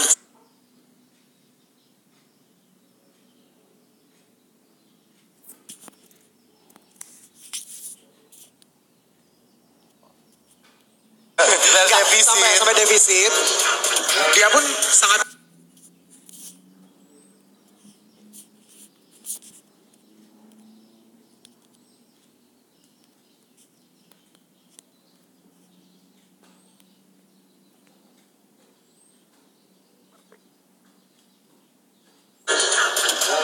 sangat jauh banget gitu buat ngejar. Itu kayak luar biasa sekali ya di belakang sana. Crowdnya tertumpuk di belakang sana. Iya, berhenti loh. Luar biasa. Mungkin ada yang bisa ngelihat ke situ. Wow, cakar-cakaran. Terima kasih. Ya, tapi tetap balik lagi ke game. Ini Mobile Legends. Betul. Ada yang tahu. Yes. I know. Tapi kalau tim Myanmar aja bisa ngelawan Bigetron SG mah. I know about that. Tapi masalahnya di sini kalau ngelihat dari datanya, kita baca data statistik. Kita bukan orang awam yang berandai-andai terus-menerus. Yes. Kita pasti ngelihat dari data statistiknya. Data statistik mengatakan kalau misalkan tim Eurasian Science kemungkinan lolosnya itu udah hampir kurang dari 20%. Frans Volta 20% pun dia harus berharap tim yang lain tuh mendapatkan hasil yang buruk, dan sedangkan dia juga harus memenangkan 2 pertandingan sisa mereka melawan DD Pro Gaming dan juga melawan Burmese Gold pada saat ini juga. Kalau menurut gue, ya benar, gue setuju sama lu. Gue juga mau bilang gitu. Kita harus nunggu hasil dari match 15. Betul, karena DD Pro Gaming dan BTR itu sangat krusial banget. Dimana apakah DD Pro Gaming yang bakal mulus ke fase playoff besok, atau justru dari BTRSG yang mengejutkan, dari BTRSG yang mengejutkan dan membuat semua petanya menjadi 2 poin sama. Ini yang bakal bahaya banget, karena ini bakal menyulitkan para panitia tentunya. Oke, dan kita bakal langsung ke tim introduction tentunya untuk tim Air Asia Science yang bakal kita panggil ke atas stage sebentar lagi tentunya. Dan kalian bakal bisa melihat video profilnya sekarang.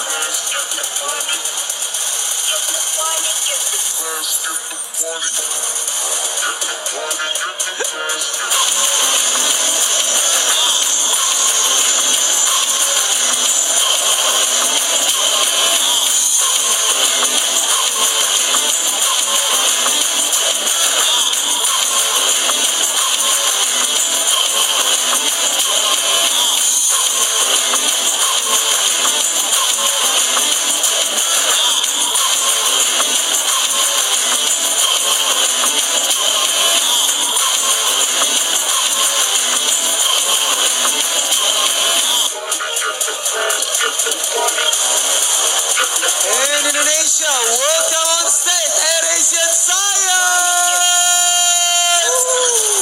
Hai, Malaysia. Bisa, Fredo? Yap, semuanya ya, dari sana ya. Gue mau ngeliat penjahat hari ini. Wih, penjahat. Ini penjahat. Kita penjahat. Ini Fredo. Ini Greenback.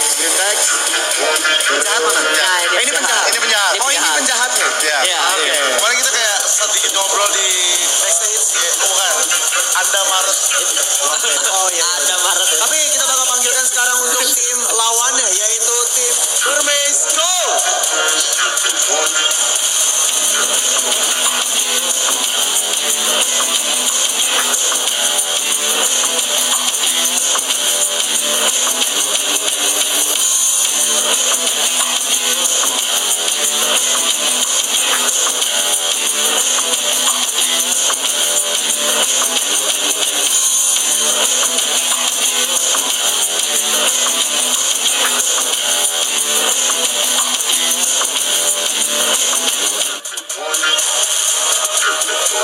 Yeah, and once again Indonesia, please welcome on stage Burmese Gold. Yap, seperti biasa mereka selalu kompak untuk masuk ke dalam stage tentunya. Ya, Kompak nggak masuk. Ya. Dan kita bakal langsung bermain tentunya sebentar lagi. Tapi sebelum itu, are you ready, Indonesia? Wow. And let the game begins.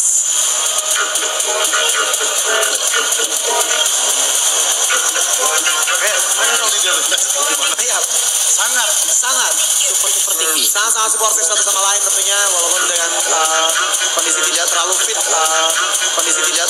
tampaknya bagi tim Burmese Gold. Tapi tidak mempengaruhi permainan mereka. Iya, so far sejauh ini kalau menurut gua ya, so good.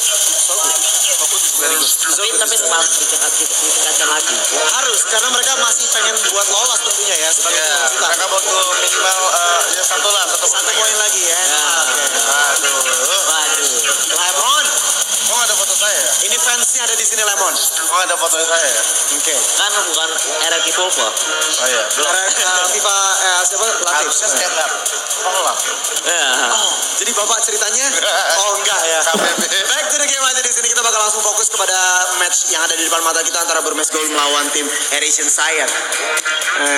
Yap, dari tim Air Asian Science kayaknya bakal all out banget tentunya, di mana mereka pengen coba untuk merusak peta lagi di sini. Iya, emang dia pengen merusak. Iya kayaknya, dan sebenarnya apa yang dilakukan sama Burmese Gold sudah merusak untuk hari pertama, bener gak sih Frans? Iya. Betul banget. Day one. Iya, di hari pertama ya Ansel ya. Nah, di hari pertama Burmese Gold dapat 1 poin, dan sekarang dia sudah kehilangan poin untuk hari keduanya. Dan ini akan menjadi match ke ketiga mereka melawan Eurasian Science, apakah Burmese Gold masih punya chance untuk memenangkan game ini? Atau bahkan sampai lolos sebagai posisi kedua atau bahkan posisi satu? Atau posisi satu kalau menurut kalian sudah di lock oleh tim BTR? Sorry, bukan BTR, sorry. Dede. Kalau untuk Ansel mungkin punya pendapat, apakah mereka bakal all out di sini dari Burmese Gold atau mereka bakal ya udah lah udah nothing tulus gitu, we have no 1 point, we have $100, Bakal all out banget sih, all out. Karena ya nggak mungkin jauh-jauh dari Myanmar nggak lolos ke playoff ya. cuma $1.000 men. Iya. Tapi kalau gua rasa, money. sorry to say, dengan kemampuan statistik yang kita lihat, tentunya tim RSC saya lebih di atas. Lebih tinggi. gue juga kemarin berpendapat kalau misalkan PTR di atas. Iya, tapi dari Burmese Gold. Data, sekali lagi kita ngomongin data, belum ada pick and belum ban. ada pick and ban, belum ada kayak siapa yang out draft, siapa yang kena trap di draftnya. Iya, benar banget. Kita bakal lihat itu nanti sebentar lagi tentunya. Tapi kalau ngomongin soal Burmese Gold, sebenarnya kalau misalkan dia ada di angka 1 sampai 10, seberapa besar poin yang dia miliki dari segi skill mereka? 8. Overall 8. Ansel 7. Sedangkan dari Eurasian Science 1 until 10. 9. Skill 10. Wow. 9. 10. Eurasian Science. Wow. Banyak juga yang cheering buat mereka ya. Halo. Showcaster Malaysia. Di Malaysia. Farhan Koala. Farhan kamu ngapain di sana? Farhan kamu ngapain di sana Farhan? Hey. Oh bukan ya. Itu showcaster Malaysia. Sorry, halo bro. Welcome to Indonesia. Nah, ini penjahat. Ini penjahat. Mukanya kayak penjahat ya. Tim. Oke, funny fact-nya kalian bisa lihat di layar kaca dan juga di big screen tentunya kalau kalian datang ke venue, dan kalau kalian nggak bisa datang ke venue kalian bisa nonton live streaming tentunya. Kedua tim ini memiliki poin yang sama, 1 poin menang dan 1 poin kalah. Dan ini menjadi penentuan yang sangat berat untuk mereka. Betul sekali. Jadi kalau menurut gua di sini bakal siapa yang paling punya chance untuk merusak peta kekuatan di grup A? RSC saya. 100% buat lo? Iya. Ansel. Still Asian. Saya. Go PG. Wow. Ada pendukungnya PG juga ya? PG Barat. Bukan. PG. Si bapak ini. Belum bisa move on sama teman. Oh, sama teman. Yang ditinggalin itu ya Pak ya? Enggak. Emang kita yang tinggalin yang ono. Siap. Siap Bapak, siap. Gitu kan. Back to the game. As always gue bakal tanya most contested hero-nya kira-kira yang bakal di-ban dari Eurasian saya. Ansel mungkin punya pendapat? Fanny mungkin. Fanny? Oh, Hayabusa. Tapi yang sempat di Hayabusa atau Fanny? Hayabusa, Fanny? Fanny-nya bakal di pick. Hayabusanya ada Keo Nation. Oh, halo Mas Ricky. Oke, back to my question. Apa yang bakal di most ban sama tim Eurasian saya? Hayabusa. And then dia bakal nge-ban satu lagi apa, Ansel? Grok. Oke. Fanny juga harus diperhitungkan karena yang dimention for Dylan kemarin. Kayak Eurasian punya 3 pemain Fanny. strong. Fanny. Oke, Fanny ya. Tapi kebanyakan di tiap turnamen dikasih solos. Oke. Dan kalau misalkan dari tim Burmese Gold sendiri, kira-kira bakal nge-ban apa untuk tim Eurasian? Grok sih harus. Grok. Kemudian satu lagi. Maybe dia nggak mau ada Hayabusa, jadi tidak menyulitkan. Hayabusa juga ya. Berarti Hayabusa kayak memang nggak boleh dikasih untuk dari kedua tim. Kalau menurut lo? Hayabusa tuh OP karena shuriken yang berdamage besar itu aja cuma balik 3 sampai 4 detik. Oke. Jadi kayak lu ngelempar itu udah ngebuang 1 detik terus masuk, lu mundur dikit lu bisa ngelempar lagi. Lempar lagi ya. Oke, berarti emang berbahaya banget dari Hayabusa. Mungkin bakal di-ban dari kedua tim atau dari kedua tim mungkin bakal nge-ban itu, and then mereka bisa ambil kayak Martis kebuka lebar. Tapi gua rasa dari melihat game sebelumnya gol yang bermain ban cukup buruk, kayaknya nggak takut sama ban-nya sih. Oke.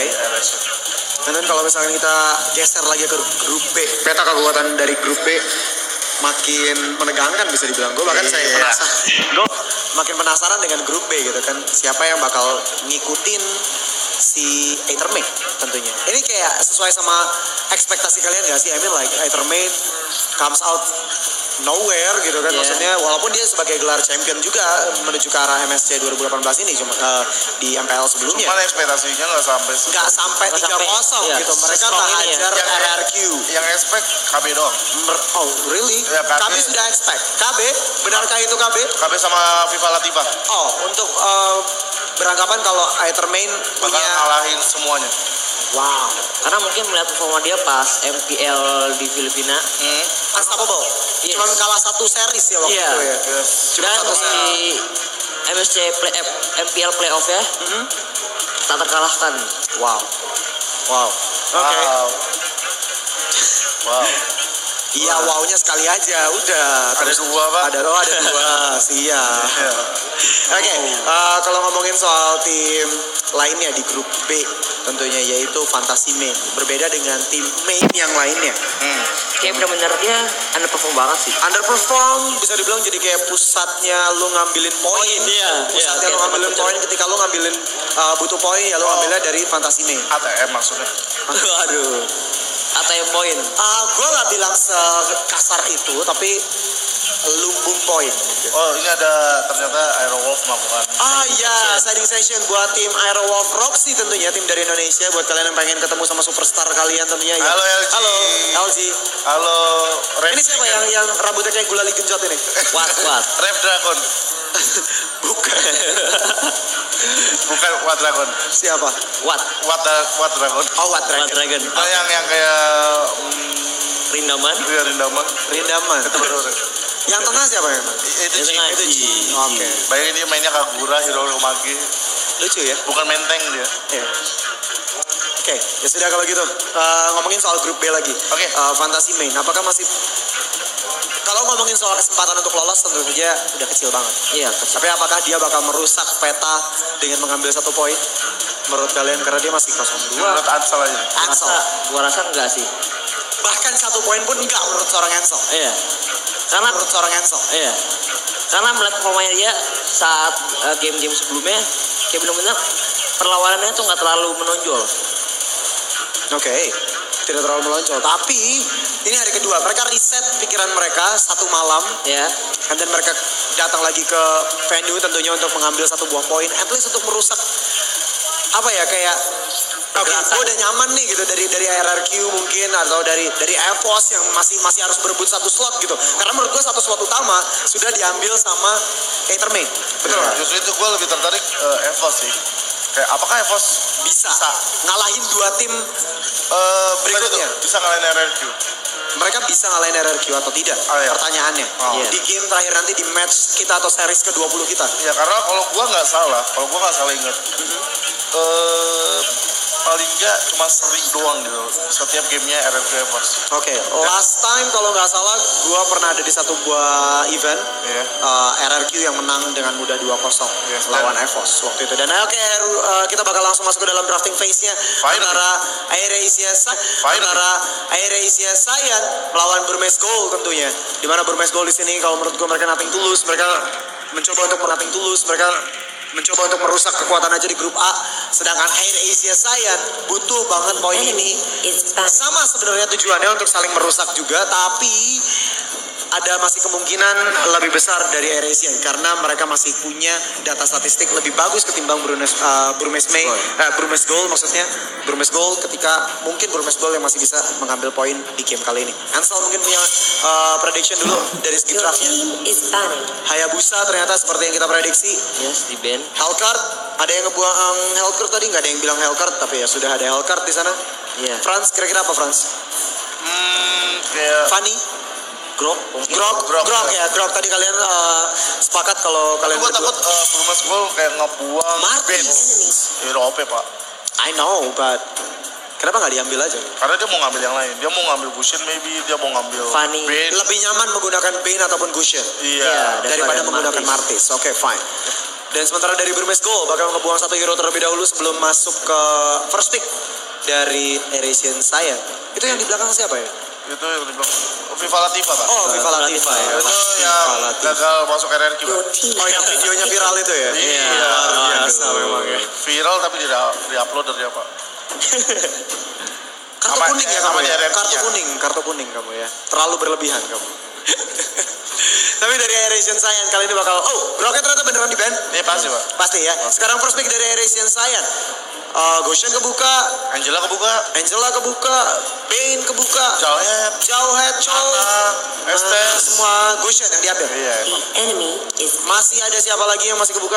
Lancelot. Oh iya Lancelot. Tapi Lancelot nggak terlalu OP sih, kayak Udah jarang banget dipakai jarang sekarang banget ya. dipakai sebenarnya. Lebih pilih ambil Hayabusa atau ini ya biasanya ya, Martis ya biasanya. Iya, Daripada cuman Lancelot. keduanya di ban. Dua-duanya lagi di ban dan mungkin pilihan mereka hanya tersisa Lancelot, Angela. Angela gue rasa nggak di 2 pick pertama sih biasanya. Biasanya langsung sih. Biasanya langsung Angela Kakura atau Angela Lancelot. Oke, kita lihat apakah Lancelot. Angela. Jauhead terlebih dahulu, satu lagi. Halo, Bermain. Hylos. Apakah Hylos bakal jadi bait lagi? Gimana? Bermain Go. Karena mengingat kemarin bermain dengan Hylos dan sangat baik. Jadi harus hati-hati sih sama Hylos ya. Menurut gua Chow-nya diambil, langsung di lock dan bersama dengan Kaya untuk tim Aeration Saiyan. Ansel punya pendapat? Hylos dari Burmese Gold kayak kurang, nggak terlalu efektif. Oke, Hylosnya ya? Iya, sering offside. Tapi ada Bane yang sudah diambil. Akankah ada Angela di sana? Atau bahkan ada Kagura menurut lu? Kagura sih option saja. Iya. Bisa jadi diambil ini dan nanti diambil yang lain. Tapi ternyata Harley ternyata diambil Mage-nya adalah Harley ya. Dia pengen kasih Deadly Magic, lalu yang masuk adalah Jauhead-nya nanti. Oke, terus disembur. Iya. Dan mereka juga punya team fight potensial lebih besar karena adanya Hylos dengan reduce ininya ya. Yes, dan Glorious Pathway-nya. Betul. Nah sementara dari tim Aeration Saiyan, 2 hero terakhir. Tinggal butuh hero core doang. Ada 1 hero lock. Saber lagi. Ya, dia punya 3 hero lock men. 3 hero lock. I don't know, Saber. Is that good? Bagus kok. Masih bagus. Last picknya mungkin kita bakal lihat Saber dan Fanny. Wow. Siapa yang Saber dan Fanny, man. Ya, signature hero dari Aeration Saiyan. Dan Burmese Go kali ini. Kira-kira apa yang bakal mereka ambil untuk sebagai last pick dari drafting phase kali ini? Transvolva punya pendapat? Assassin. Apapun. Yang penting menurut yang butuh farming sih, dapat space. Karina juga bagus. Oke. Tapi jarang banget dipakai itu, udah jarang banget. juga bagus. Kita lihat last picknya. Napa sih enak di Nalga. Oke. 3, 2, Lancelot. Dia balik ke Lancelot di last pick. Ansel, quick prediction siapa yang bakal ngambil game ini dan merusak peta kekuatan di grup A? Aeration Saiyan. Franz Volva. Aeration.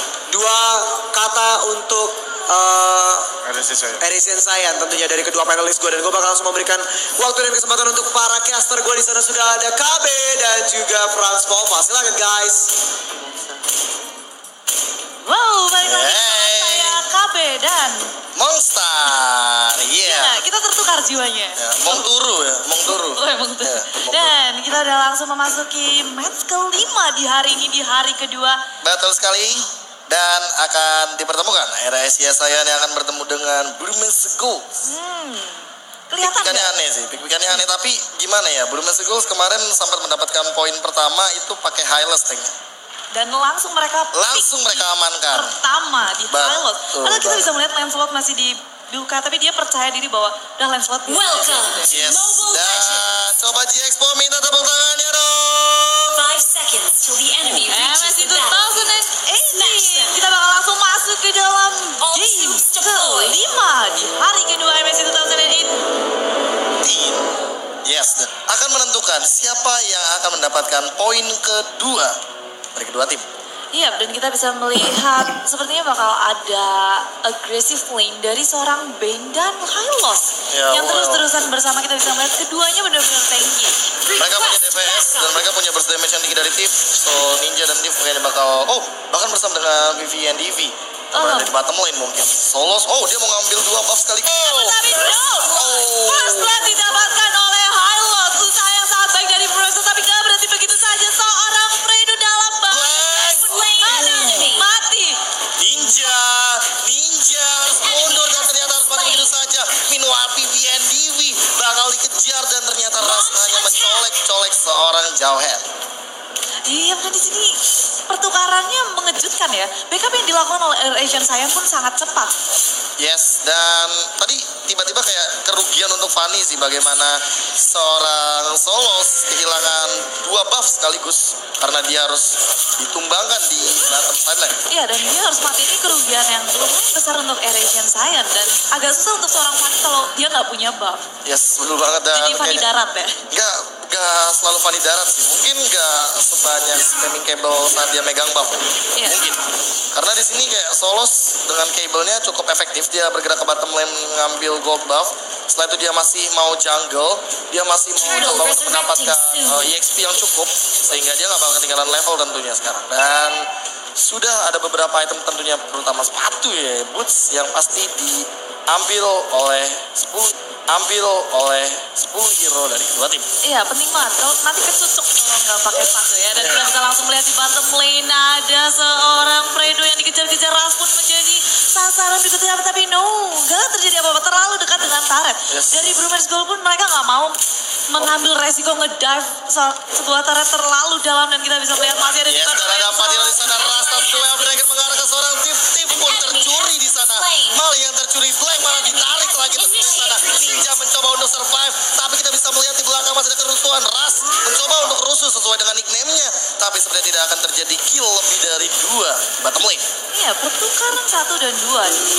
Tadi kita meanwhile ada yang mati juga dari Lancelot, dan kita bisa melihat mereka benar-benar apa ya, kayak tiba-tiba bertemu langsung fight. Dan yang cukup mengejutkan RSC saya kayak langsung berempat untuk melawan lane dari tim Burmese Gold. Iya, lagi-lagi backup dari Asian Saiyan yang mereka benar-benar bergerak cepat, gercep ceritanya. Kayak iya, gercep. Dan kita bisa langsung melihat di sini ada turtle pertama. Oke, pelan-pelan di sini lagi-lagi seperti terlihat di sana Rush masih mencoba untuk mendistract perhatian dari tim RSC Saiyan. Dan ada di sini Brumers Gold mendapatkan satu kali. Ternyata diamankan oleh seorang Black di belakang sana, mencoba untuk memberikan damage dari panggungnya, mengejar seorang Fredo. Masih ada flicker daripada seorang Fredo. Repax mencoba untuk memberikan slow terhadap Blank, tapi tidak cukup damage untuk membunuh seorang Lancelot. Dan Glorious BTW yang dikeluarkan oleh House pun nggak bisa menghalau dari perjalanan dari Air Asian sendiri. Mereka benar-benar maju dengan skill-skillnya langsung aja, dan mereka bahkan kehilangan dua. Sakit sekali, tapi di situ ada poker stick yang dikeluarkan oleh seorang Harley, dan nope, masih bisa kabur dari seorang Fanny. Yes, karena Ardam juga gak mau ambil resiko. HP dia kayak bener-bener sangat sedikit. Kalau yang ada kayak bisa dibalikin, tiba-tiba ada geng atau apa, kita nggak ada yang tahu.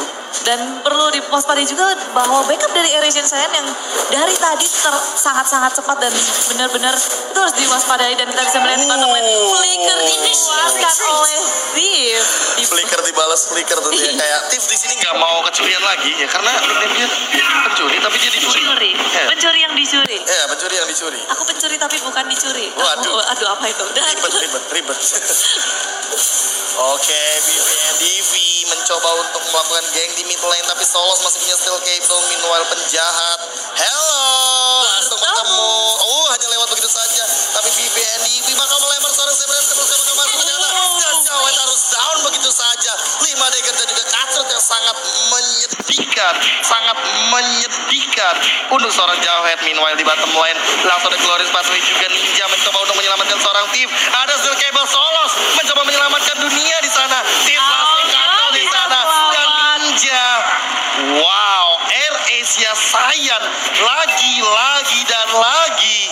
bermain sangat ganas. Lagi-lagi pergerakan dari mereka yang dari mid lane langsung saja ke bottom lane. Dan Fanny pun di situ benar-benar kayak dimanjain. Ya. Resurrecting soon. Dimanjain juga dengan Your team dia destroyed the selalu nongol ketika setelah rush atau dia benar-benar mengeluarkan skillnya. Di damage yang dikeluarkan benar-benar mendapatkan kill lagi dan lagi, dan di sini 40-60, dan ya kayak tadi yang ada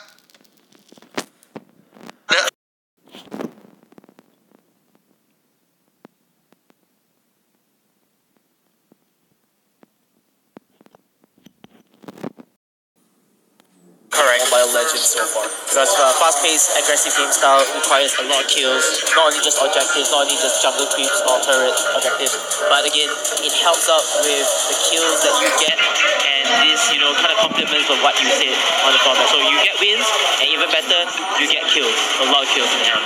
This is the idea that we're talking about ethics with OD as well. This is the idea, the sort of like the top point of this one that he is blank trying to run. He's making the long way around, trying to stay alive, and he will. That's the great escape for blank.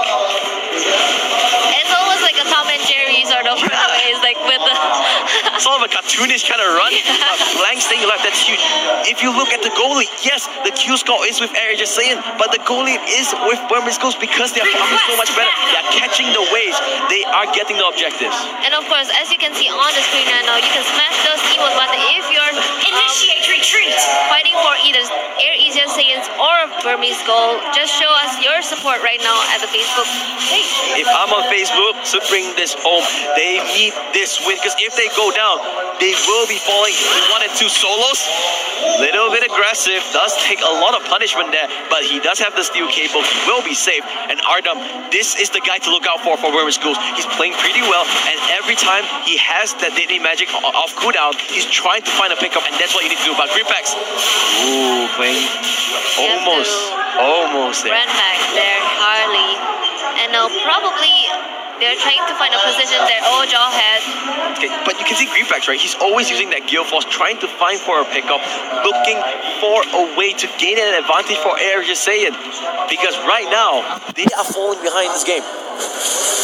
And now they are just trying to farm as much as possible. As you said, they are keeping up with Air Asia in terms of EXP and also gold through farming in their own lane or invading the jungles as well. Now you can see Bane is solo farming bot lane. Oh, no one from Air Asia is actually going. Now you can see Fanny on side of solos going there. Whenever they're catching this wave, they are getting more gold. Oh, Fando on that jaw hit gives a present for the Harley, and immediately Saber gets knocked away. And Hylos coming from the flank position. Who does he want to stun? He stuns up Solos, but is that enough damage? He just knocks Solos back. And now Azure is saying they want to turn it around. Ninja is in the thick of it. Gushin doing not enough damage. Rush is there, and he needs to force him out. But Jahan forced the run tail. The old ejector kind of went the wrong way. But Harley picks up Kaya and Rush as well. Everyone on the area is saying, is this not looking good for the Malaysian team? Rush will go down. He gets knocked up. 4 for 0 exchange, and Lord will be focused out by Burmese Schools. It was quite a long war right there. Penny was swinging around trying to land the perfect attack there, but have to go down with the other 3 members there. And now Burmese Gold is gonna take the Lord without those attacks. Can this be the miracle steal? Solos, can you be the savior? No is the answer. He will not be able to take it. He will go down as well. And Aaron is saying they need a prayer. They need a lifeline because things are not looking good for them. And now the tide is turning for Burmese Gold, trying to get a comeback right now. We're just waiting for the Lord to come and help them push the lane, getting as much as turret as possible. Right now we're at minute 10. Anything could happen. We have 1 turret down for Air Asia Saiyans, and now for Burmese Gold we have 2. Anything can happen soon. My heart is breaking, but at the same time it is pumping really hard because this game is actually much closer than I expected. I still think it's anyone's game. The goalie is with the Myanmar team. They have the advantage. They have the Lord. They can do whatever they want. Mid turret just get taken down solos. Once again, he needs to be careful on his Fanny. Every time, whenever Hylos is there, he can use the Lord in order to stun him up, and they can just focusing now. They have so much burst because of that Harley. And now in terms of EXP and also levels, Burmese Gold is leading a little bit by 1 to 2 levels here. They have to fight for the tier 3 turret of Air Asia Saiyans here. And Solos is playing a little bit, but look at it. I like this coming from Burmese Gold. They know the Lord is going to push the top side, so they're like, you know what? Let's take the other side of the map instead. The middle turret will go down as well. Oh, Air just saying might get it caught out a little bit. And Greenback is so low. He gets taken down already. This fight is going all the way. Fanny doing what he can. Solos trying to keep Air just saying up alive. So far, it's a 1 for 0 exchange. Oh, Solos getting a little bit low, but he is okay. But the turret is not, because now Burmese Gold will get the top in the turret. Oh my God, Sue. Is this the upset that we're looking for? Is this the end of Air you're saying? I definitely definitely hope not for your sake. I definitely hope not as well. But Burmese goals, they are not jumping the gun. They are playing it safe. They are making sure that you don't mess up this advantage. They don't want to give this out. Remember, both teams are 1-1. They both have 1 win, 1 loss. So this group is still wide open. And now EJC has just managed to get only 1 turret out of Burmese goal. As you can see here, the goal difference is massive. The goal difference is massive, as you said. Yes, ERJ was leading in terms of kills, but they were not getting those jungle camps. They were not catching those minion waves. And now you can see that goal lead is starting to look. Fervor of battle gets completed by the Lentor solos. You know, needs to be careful. But one thing I want to highlight too is that we have been seeing Fanny throughout the tournament, right?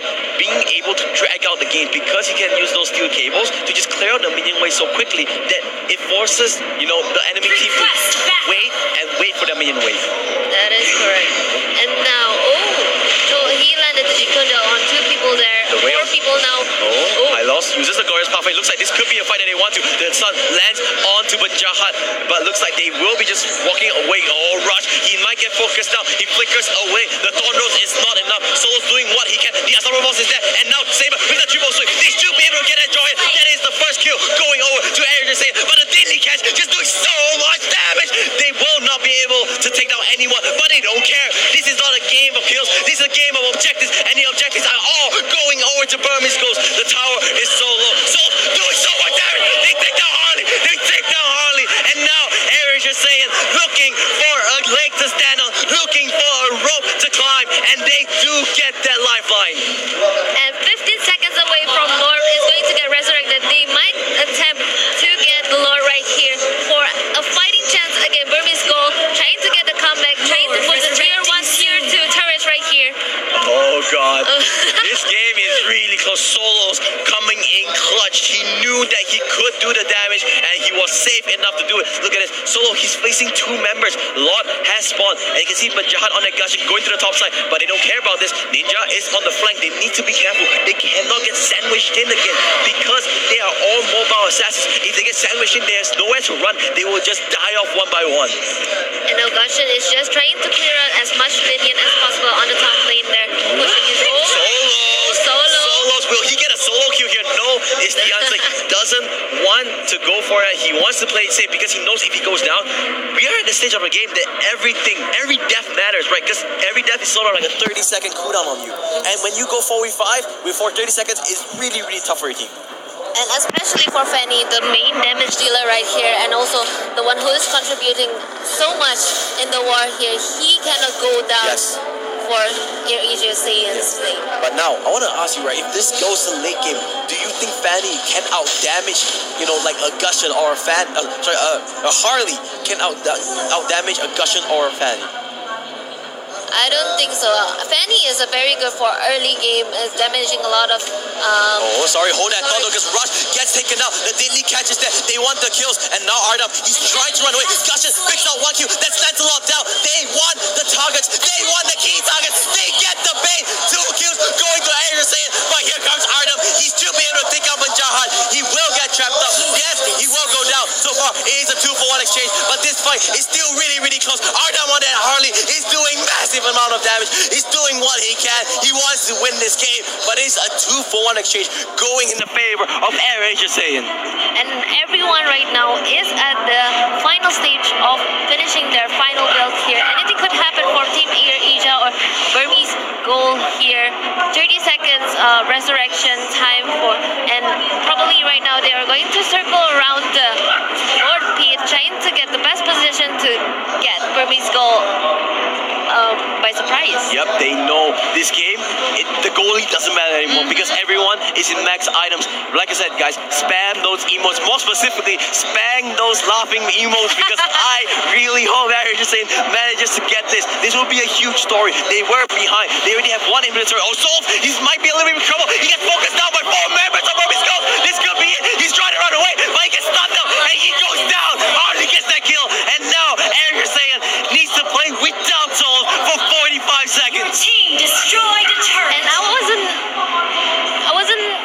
I don't understand why Asia wasn't trying to get the Lord. Yeah, at the time. Fanny was providing a lot of distraction for 4 members of the Burmese Burmese goal right now. No competition yet from Asia Saiyans. But Asia Saiyans says, you don't want Lord, maybe we'll take it instead. Because Lord gets started up. But here comes Rush doing what he can. He knocks out Ardam. Ardam is so low. That is the main target. But Joe goes down and knows all the triple sweep. But there is just no damage on the side of Asia Saiyan. Glorious Pathway comes in. They just scare away the team. And now Burmese goes will secure the Lord. And one more time, they might have a chance to end this game.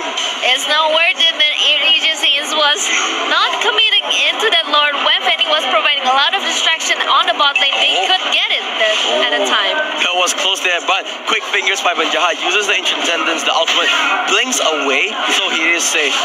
But Sue, this game of inches, game of centimeters, whatever metric you use, this is a really close game, and this is where champions are born. This is where legends are born. When you have your backs against the wall, when you have adversity right in front of you, what can you really do?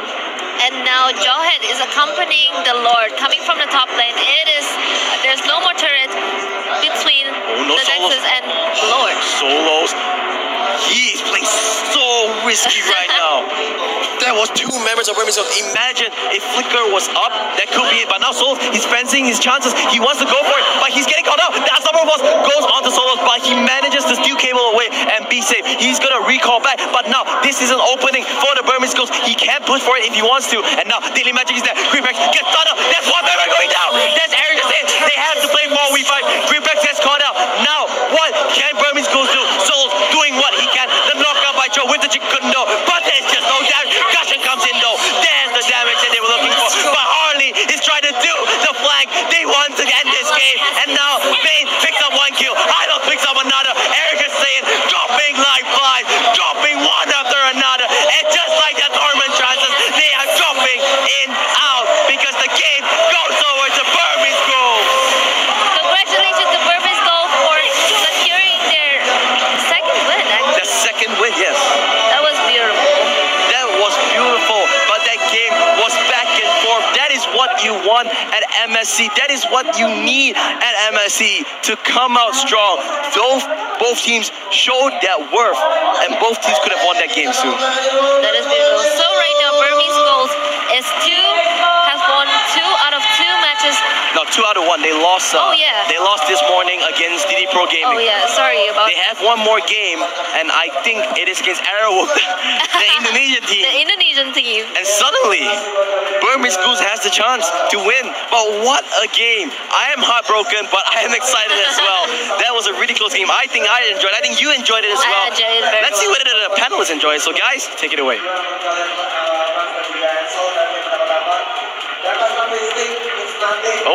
Oh, maybe just not yet. Maybe there it is. Well, welcome back to the panel test. And guys, I don't know what to say. I'm super speechless right now. I'm just gonna leave it to KBC Sensei. What the hell happened there, buddy? Well, technically, we were both watching the game the time behind there. The conclusion is like this. Basically, the summary of the game is Air Asia Science want to go in with high damaging heroes. So that's why they picked up at least 3 assassins in a row. Now, the fun part of this lineup is damage does comes out like from time to time. It hits a lot of damage, is it? But the cons is these 3 assassins have to share farms, and they are very, very squishy in the early game. Meanwhile, Burmese goals, like I said initially when we did our predictions, I love their lineup. Their lineup was balanced. They had a pure tank, as you can see from the graphics over there. They have a pure tank, they have a pure mage, they have a pure assassin, which builds up a lot of hype. With the help of Bane and Jawhead to help out with the pushing of the turrets and objectives in hand. Now, the fun part about this, Air Asia Science started off really strong. When I went back to the restroom, I saw it was like 6-2 that time when we were watching. Then mistakes starts to happen. Air Asia Science, I told them already before, or we told them to the fans or to the panelists out here, they cannot afford to do these mistakes. They have to limit their mistakes in, getting picked, unsuspecting picks, getting bad wars in hand, and this eventually lead them to their downfall. Burmese goals, meanwhile, David versus Goliath. Ladies and gentlemen, Burmese goals, if you guys are from Myanmar, you can finally say we have beaten the best in Malaysia Malaysia and Singapore. I was about to say that Burmese Goals now has a new title under their belt. The underdogs, the dark horse of this tournament, Air Asia Science. Losing the games means that Burmese Goals have an even higher chance of qualifying to the semi-finals. And I think that's amazing because Burmese Goals, even though it feels like there's going to be a surprise factor, there really isn't. You know, I didn't see that out of Burmese Goals. They've been playing in a very meta way. I think the only surprise factors in this is that, honestly, they're just a very high skill player that we've never realized before. Like, oh wow, we've never seen them play. I think that's the issue there. Not we've never seen their tactics. Their tactics is pretty much the same. It's pretty much whatever everybody else plays, but their skills is what we kind of feel like going into this Myanmar team, like we're kind of underestimating them because we don't know who they are, where they're from. They don't even have an FPL in Myanmar, so it feels like they might kind of go like but then you see them play, beating the two giants of the Malaysian Singapore region, and you just saw that. Yep. True. And in my opinion, if I can talk a bit about the match before, it's like the Irish is saying, just like KBC said, in the early, the Vani is really aggressive and get a lot of kill with the Gushin and also the Kaya. It's really make the pressure towards the Burmese Goals. But from what I've said in the panels before, why I like the before that we need to say back to the interview verse from thank you, Dejan. Back again with me, Conrad, and I'm with the 1018. Wow, Ghost, you did a great job, man. So I was shocked. I was like at the backstage, like, wow, you guys at early, like, you're trying hard to come back, and mid game and late game, you did it. So why you did that? Can you tell me?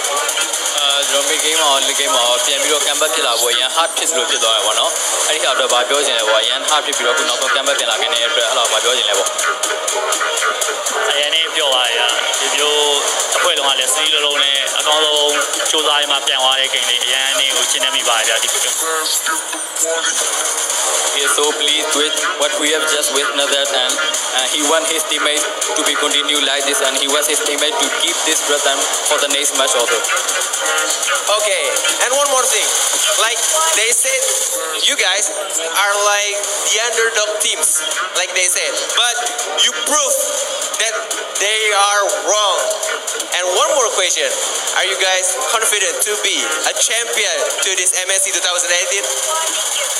ကိုရီးယားအခုဒီမှာရှိတဲ့အသင်းထဲမှာလူတွေအားလုံးထက်အလုံးမျိုးငဲ့တဲ့အတွက်အခုဒီအချိန်မှာကိုရီးဘယ်လောက်ကောင်းလဲဆိုတော့သက်သေပြနိုင်ခဲ့ပြီအဲ့အတွက်အခုချန်ပီယံဖြစ်ဖို့ confidence ရှိလားအဲ့ဒါဘာနာကိုရီးနဲ့ရှိပါတယ်အကောင်းဆုံးကြိုးစားပါပါကိုတင်းအဖွဲ့အဝင်တွေအားလုံးလည်းယုံကြည်ပြီးသားပါဗျာ They are now so confident to win the champion. Now there is a match. Need to through the group stage, and they will do their best for the next match. Okay, once again, thank you so much for your time. Goals, congratulations for your winning, and good luck for the next match. Okay, thank you. Back to the panelists.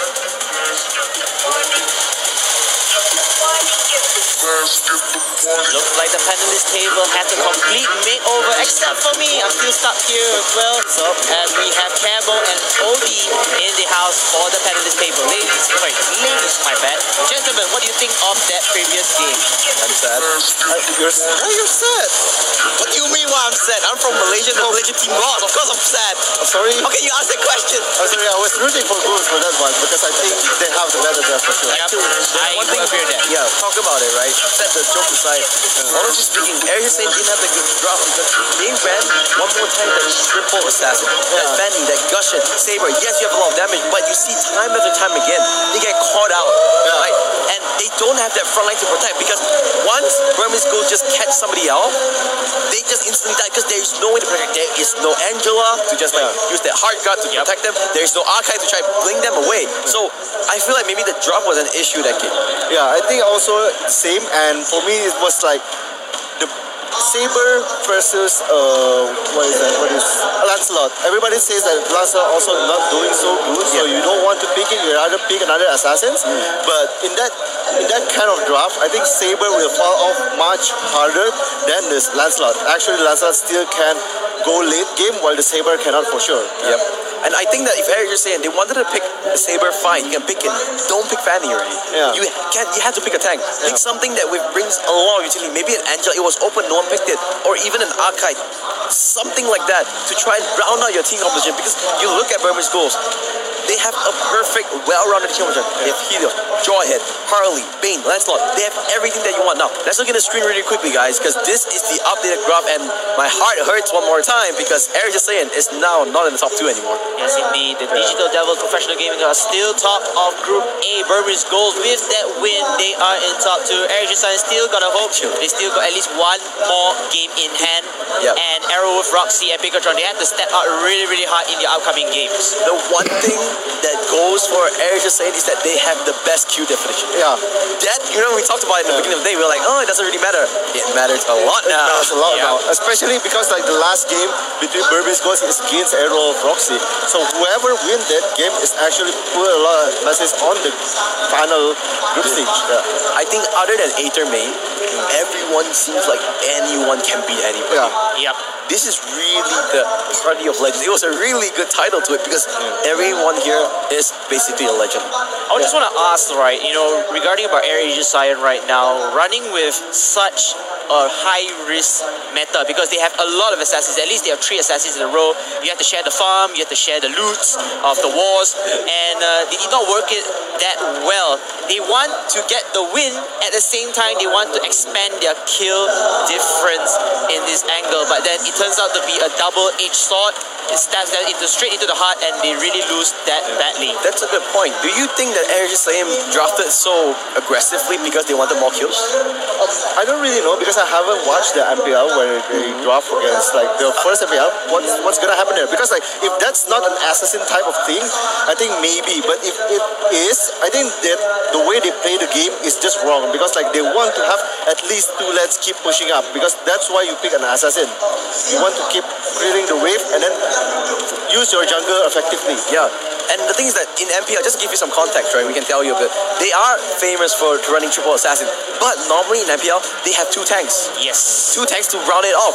The problem is they have a Kaya, and then the last one was a Cho. Yep. Those aren't really hardcore tanks. They aren't pure tanks. Yeah, they are pure tanks. And you need someone to actually support it. But I think that being said, they are 1-2, and guess what? The Indonesian crowd is getting pretty hyped. Why is that, Odie? Because it will be the next game. This is the Indonesian pride. It's gonna be RRQ. Wow. They are going up against Fantasy Main from Vietnam. Guys, we saw them play already. This will be RRQ's first game of the day, if I'm not mistaken. Yep.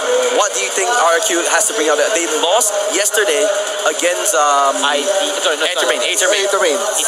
Yeah, Aether Main. Let's look at the team profiles really quickly, guys.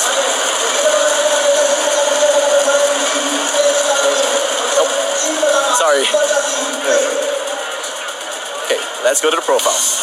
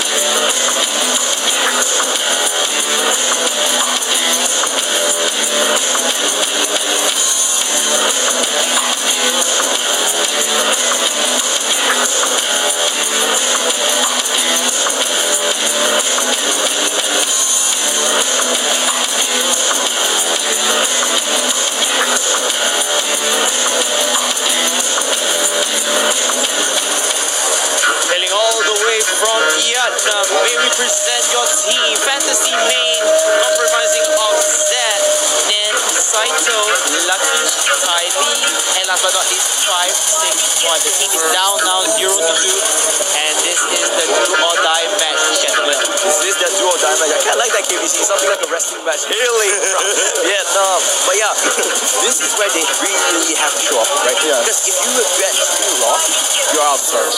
No way you can come back from that. If you get end the 1-3, you cannot qualify top 2. And they are going to face up against one hell of a beast because we are going up against RRQ.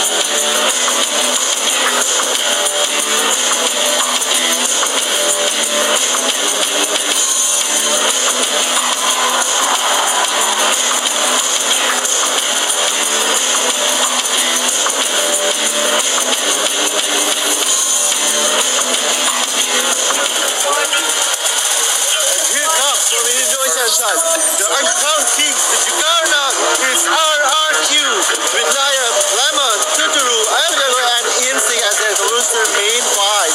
Odi, I just experienced an Indonesian earthquake because the crowd just went wild when you saw that video. Everyone was like cheering up and down, and even I'm feeling some goosebumps now. Tell me, I want to cheer for RRQ.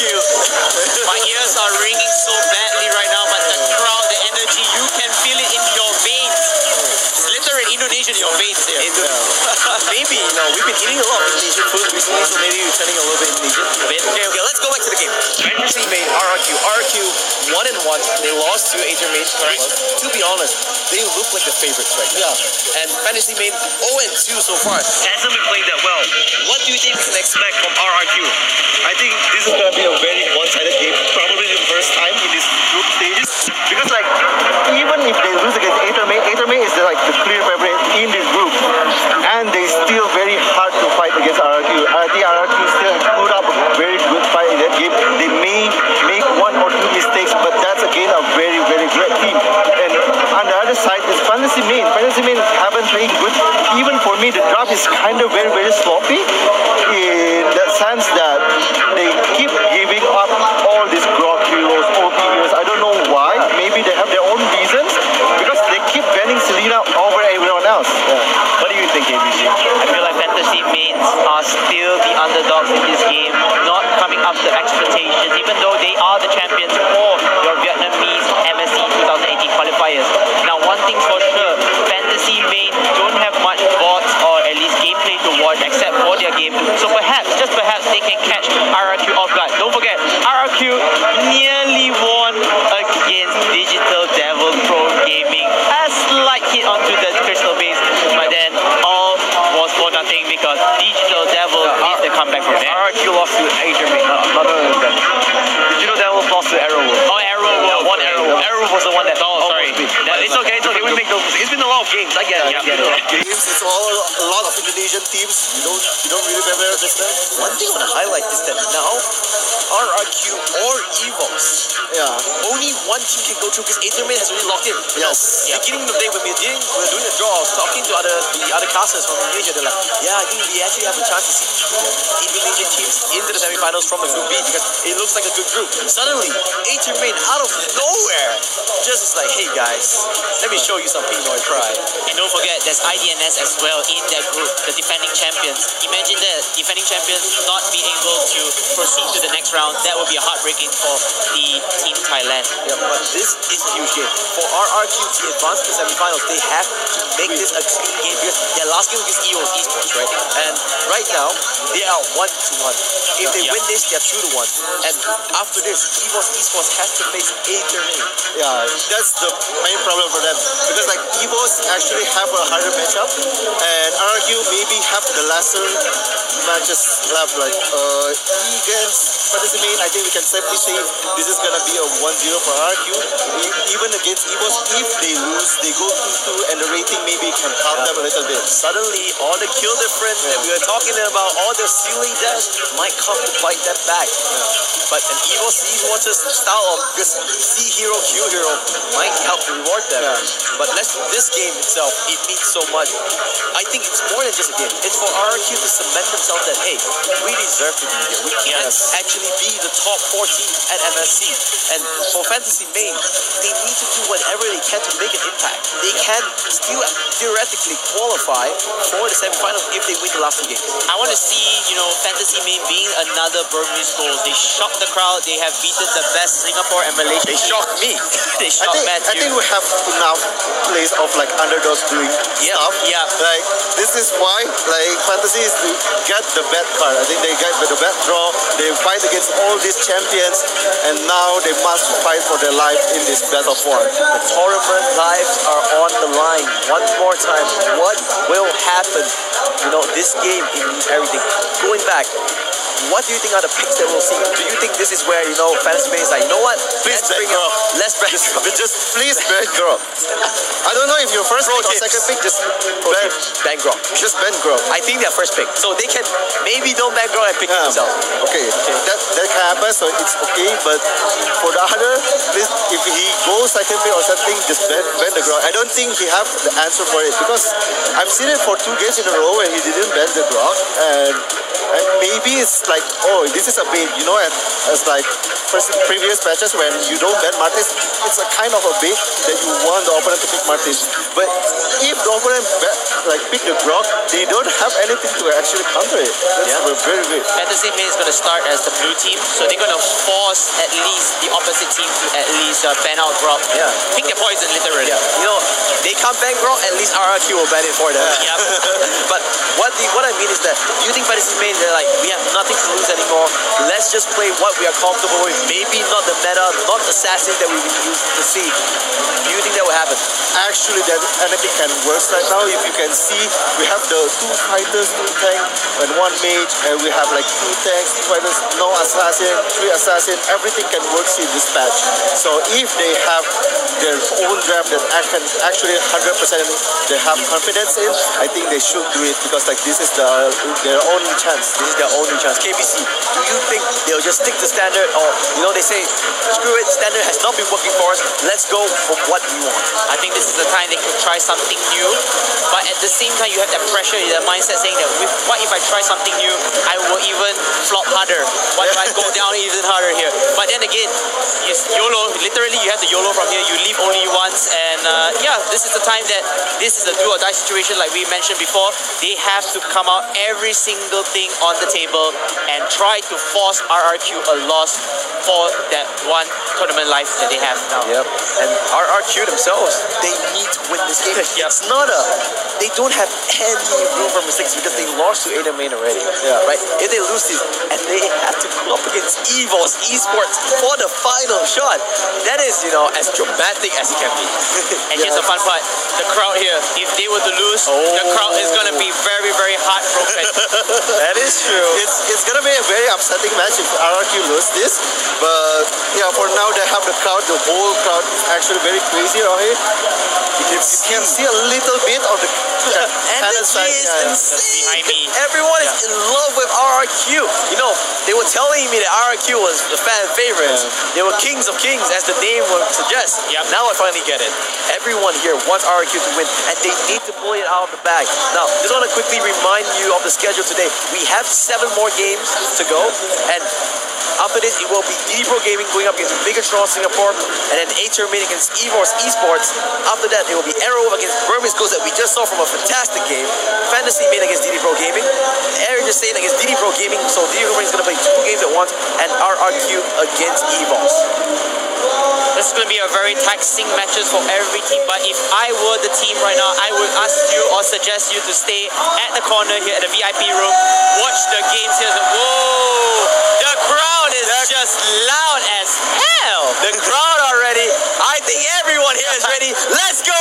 Pick some bands. Fantasy Main, RRQ, Oxygen, take it away. Fantasy Main banning out Hellcat. Like I said, they don't really want to ban the Grok. They can force RRQ Oxygen to ban out the Grok as well. And it will be a Hayabusa for the first ban phase of RRQ.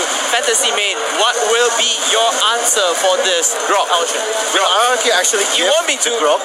No, they will force RRQ to join Grok, so they will ban something else. Selena is bad. I want to ask them why they this Selena so much. I still don't understand. Yeah, this is actually a very still controversial pick. Yeah, especially bans the Selena, because like every pro players have their own mindset that it's actually very debatable. Because like one pro player says Selena is actually useless, while the others actually say that it's the best hero you can pick. And you can see that Grok will be banned out as the second one for RRQ Oxygen. Martis, the Ashura King, Fantasy Main's first pick, while RRQ Oxygen they're gonna hover on to, and Lockdown Chow. One more here to go. It's a Main. Main still one of the best picks in this tournament. I think it's the staple pick for MSC right now because it brings so much utility, it brings so much damage. You know, they're not going tanky, right? They're going Blade of Despair, Berserker's Fury. Yeah, even Hardcore at one point. I think even at that, it's because like the fighters is not only fighting capabilities but also pushing and killing the towers. Yep. Because the daily catch is so versatile. That's why it's such a big pick. Meanwhile, Harley, we saw it last game. It crushed Area Saying, it crushed me.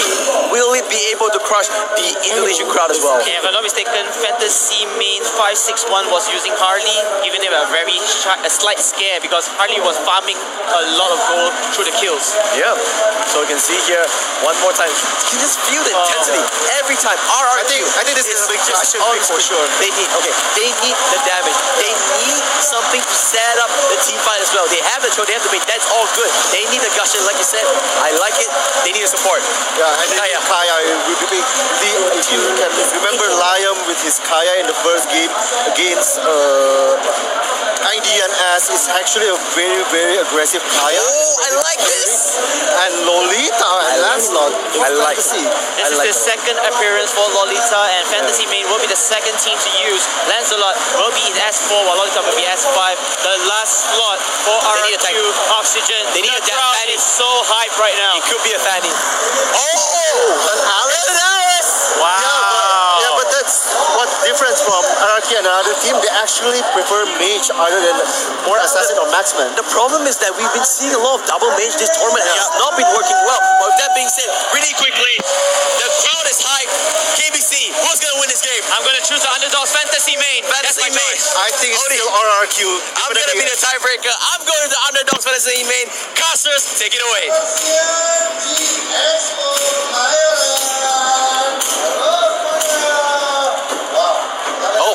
Not yet, just shy. But there it is. Go. Thank you guys from the panel desk. This is gonna be me, Bagikan, and of course my lovely co-caster here, Veronica Bella Jave. We're gonna be casting a very interesting and a very hype match because look at this crowd. Just you can even see the Indonesian flag right behind us right now. The Indo Pride, the RRQ Oxygen going against the Vietnam. Welcome to Mobile Legends. A lot of issues going into this. 5 seconds till the enemy reaches the battlefield. It feels like, looking at this crowd, looking at this heavy crowd, RRQ Oxygen is definitely the clear favorite, having the home ground advantage. But what do you think is gonna happen in this game? It's gonna be epic one, but the crowd gonna cheer up so good. It's really good for the lane. Tidak mempedulikan 3 hero di top lane, tapi ini Flame itu bahaya sih. Parkan begitu saja mencoba untuk diselamatkan oleh seorang Jawet. PVNV save the day. Blank bakal mundur, tapi masih ada Solas di sana. Apakah bakal bisa dikejar? Apakah bakal masih bisa nafsu? No, di situ masih ada Jawet. PVNV dia benar-benar bodyguard yang sangat baik. Dan bisa dibilang ini ada titik hoki. Sangat licin kayak belut. Oke, belut. Oke.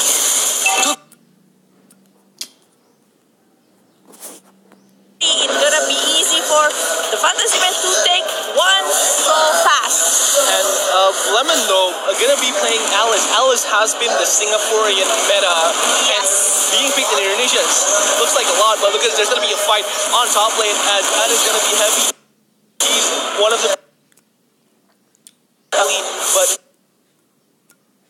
there is the buff taken from extra CDR for Lemon with that blue buff, with the monster buff, with the mage buff, of course. But as we can see here, Liam in top lane going against Sino and Tylee. There is Lemon helping out. There is a damage from Blood coming from Oba. There is a Mortal Coil right from Mortis, but they aren't going to run away. It was almost dead. There is a delay game, but there is another guy coming from involving I am Jago.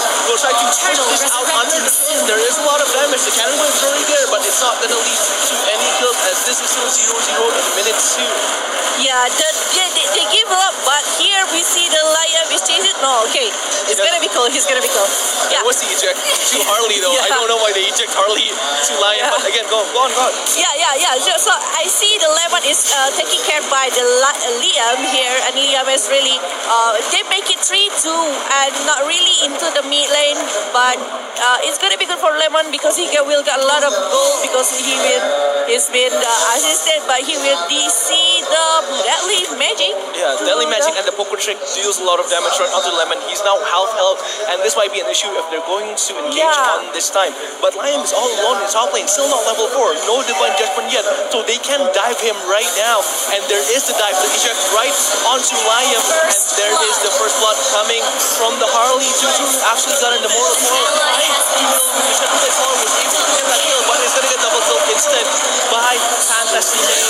This Harley Zed is playing very, very well. They're going to take the turtle with only Lemon being able to very, very well. They're going to take the turtle with only Lemon being able to contest it. And if this happens, this is going to be great, but it's going to get retribution by... Oh, there is also coming from Lemon. He's now all in the middle, dealing a lot of damage, but he's going to flicker away, escape out of that position as Lion will try to do the Divine Judgment here. We'll get that done, and then it's now captured, but that is Lolita. Still very tanky, but Joran is going to get that one kill. However, Kaja was able to get that kill onto the Lolita, and Lemon will have to run away. There is a lot of damage coming from Jawhead though here. It's going to be an issue, and Lion is trying to steal that buff. Yeah, but the Lemon can save himself from the counter, and when he almost died. It's really good because he got the assisting tool, and he will get more fatter because of it. But the Gashian he'll already take the Lancelot in the bottom lane with the troll helping him.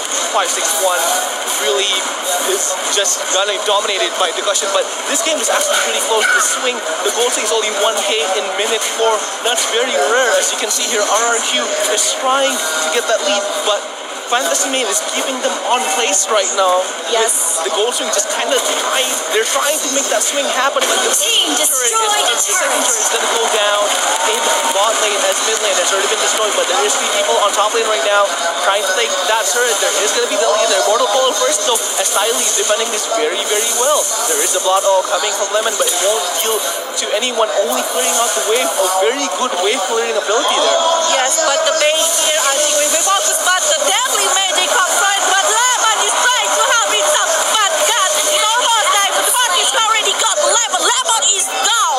1 kill to the RRQ side, but there is Lolita open at his ult, ultimate, instinct, trying to go for it, May open up ult, heal, ultimate, and they are not gonna that belly catch deals a lot of damage under the turret, but look at that. Players from Fantasy Main is how nobody was able to take them out. And RRQ, even though having the turret advantage, is having a bit of an issue trying to get that gold swing onto RRQ2 side. They can't snowball yet, and they're having a lot of issue trying to snowball this game. But the RRQ play objective really good. If you can see, they are going to the top lane while the Lancelot is there to take another tower. Kaja, Bane, open and hop is ultimate. Right, it's done. Lancelot, but the shot from the Kukuru got the kill. Coming from Kujuru was able to get that kill, and that is going to be very, very important as the turret is now exposed for one more lane push, and there is Ayam Jago with that bait, able to get that kill, but look at this, Mortis is trying to back that up. There is Lolita, and look at that, Lemon with the Blood Oath is able to get a lot of damage in right onto 3 people, and they have to go back. Tylee will have to run away, but there is a delay game coming from Harley, and it kills Lemon out of the way, and that turret is still not destroyed. There is the eject coming from Jawhead, still trying to push this. The deadly catch is right there. Tylee he will have to run away. The flicker was already out. Liam is still there, but he's still out. Divine Judgment actually took Ty Lee, but there is no damage done onto Ty Lee. Still alive, but look at the deadly game coming from Harley, and that is gonna be another kill. But Aja was able to get one more kill. Shadow Controller right onto Zed, but Zed is still gonna stay alive as Lion here will go down instead by Lolita. This Harley is dominating, and Tutu actually got stunned there. Trying to reach out the Controller, but he won't do anything to Zed. And Zed with the Popo Tech was able to get that kill, but Instinct is able to push on Harley. They make some space for Instinct to take the turret down, but it's kind of wasted to let Tutu die there. When I think it's Liam trying to save him up, but he cannot really go away from the crowd. And also the deadly magic plus the poker trick from the Zed itself is just too big and too instant to lock him. Look at this, the Zed dealing a lot of damage, being backed up right by Saido with that jaw hit. It's going to have a lot of issue as Lancelot picks anyone. He's going to get captured right in the middle. Lion with that Divine Judgment will find that shoot out of the way, but there is the Blood Oath right onto Lemon. He's going to run away with Thorn Rose, and the backup is already there. The cavalry's back, but there is a deadly catch coming from Ayam Jago, and that is one more kill for Ayam Jago. Able to get that kill. That turret, however, is still alive and well. Fantasy Main isn't able to get any turrets yet, 34 turrets, but there is the ambush right for RRQ right down middle lane. Then they have to run away. The Guardians will run. It's still not used yet, but Zed with the space escape was able to get a bit of damage onto Lemon, but will go back again because it was a bit risky coming from Fantasy Main side. This is 8 kills to 8 kills, but the turret really showed. Team destroyed the 5 turrets is going down from RRQ towards the Fantasy Main. They already got 5 turrets, and this gold is it's not too far actually. It's only 4,000, but it's really effective because the RRQ aggressive by using the. Oh, there is Ty Lee coming with the border goal as well as Nen. Deal a lot of damage. Or really good stun as well there. Lion will have to run away. Very low, half HP right now. Ty Lee is right behind him, and Suguru might go down, but he will stay alive with the I Can Dance escaping away. I Am Jaco here will try to do something. Instinct still in full health. There is a deadly catch right onto everyone else, but I Am Jaco will flicker away, almost dying, but there is a deadly game coming from Zed. Might he go down? Kasha is going to stay alive here though. There is the stun from Nen. It's going to be very scary for I Am Jaco, but then it's all alone, no backup damage, but in mid lane he's going to go down. There was a very, very good push from Fantasy Main. Really good help from the Kaja for the speed up and also the heal from the bed itself for the rest of the team. And the Lolita is really brave enough and good catch for getting 1 kill towards the RRQ. It's really good, plus they got 1 turret for their self here. It's going up from Fantasy Main. They just need, they cannot force themselves to fight in the small area because. Oh, look at that Lemon with the Blood Oath was able to get 1% there, but there is 1 kill coming from I Am Jaco. Fantasy Main is getting destroyed here. There's double kill coming from I Am Jaco as well. That deadly catch is very scary. Tutu was able to get 1 kill as well out of that fight. Kylie is trying to run away, but he will go down as well by Tutu. The Shadow Blade Follower was right there for him, and then is all alone now. That Lord is going to get contested, but nobody is able to get that Lord from Fantasy Main. They have to take it this. They have to let that turret just get to RQ's hands, and they are in an even worse position right now as Lemon with this Alice is showing a very, very strong performance. True. The damage, like you said, like to see before the Lord has been slain towards the RQ. Now RQ have the first Lord, but you see the Bane already got the double kill while they are fighting the small area. It's really bad condition to Fantasy Main to force it to fight over them. It's really bad decision. And plus Lord, the Lolita is not there. Yeah, Lord is now moving down mid lane. We're gonna see another fight here just to get that Lord pushed in. And look at the crowd right now, just excited for what RQ can do. Fantasy Main here. Fantasy Main is still able to get this game back. They just played with a lot of resilience. Showing as you can see, look at that the crowd is deafening right now behind me as they are gonna try to initiate this fight. As then it's in a bit of a pinch as he's gonna go back a bit. No Guardians will work yet, but look at that, they're trying to peel off on that Lord, but the bot is gonna get pushed. The delegate Shuri there, that is a lot of damage right onto that turret. As Instinct here will try to get inside with, never mind, there is a Tornado just running out of the way there. As Tylee here, Fantasy Main is just trying to run their turret as best as possible. The turret might go down, there is the massive stun coming from it, and it's going in, but look at that Lemon with the Blood Oath as well, was able to zone out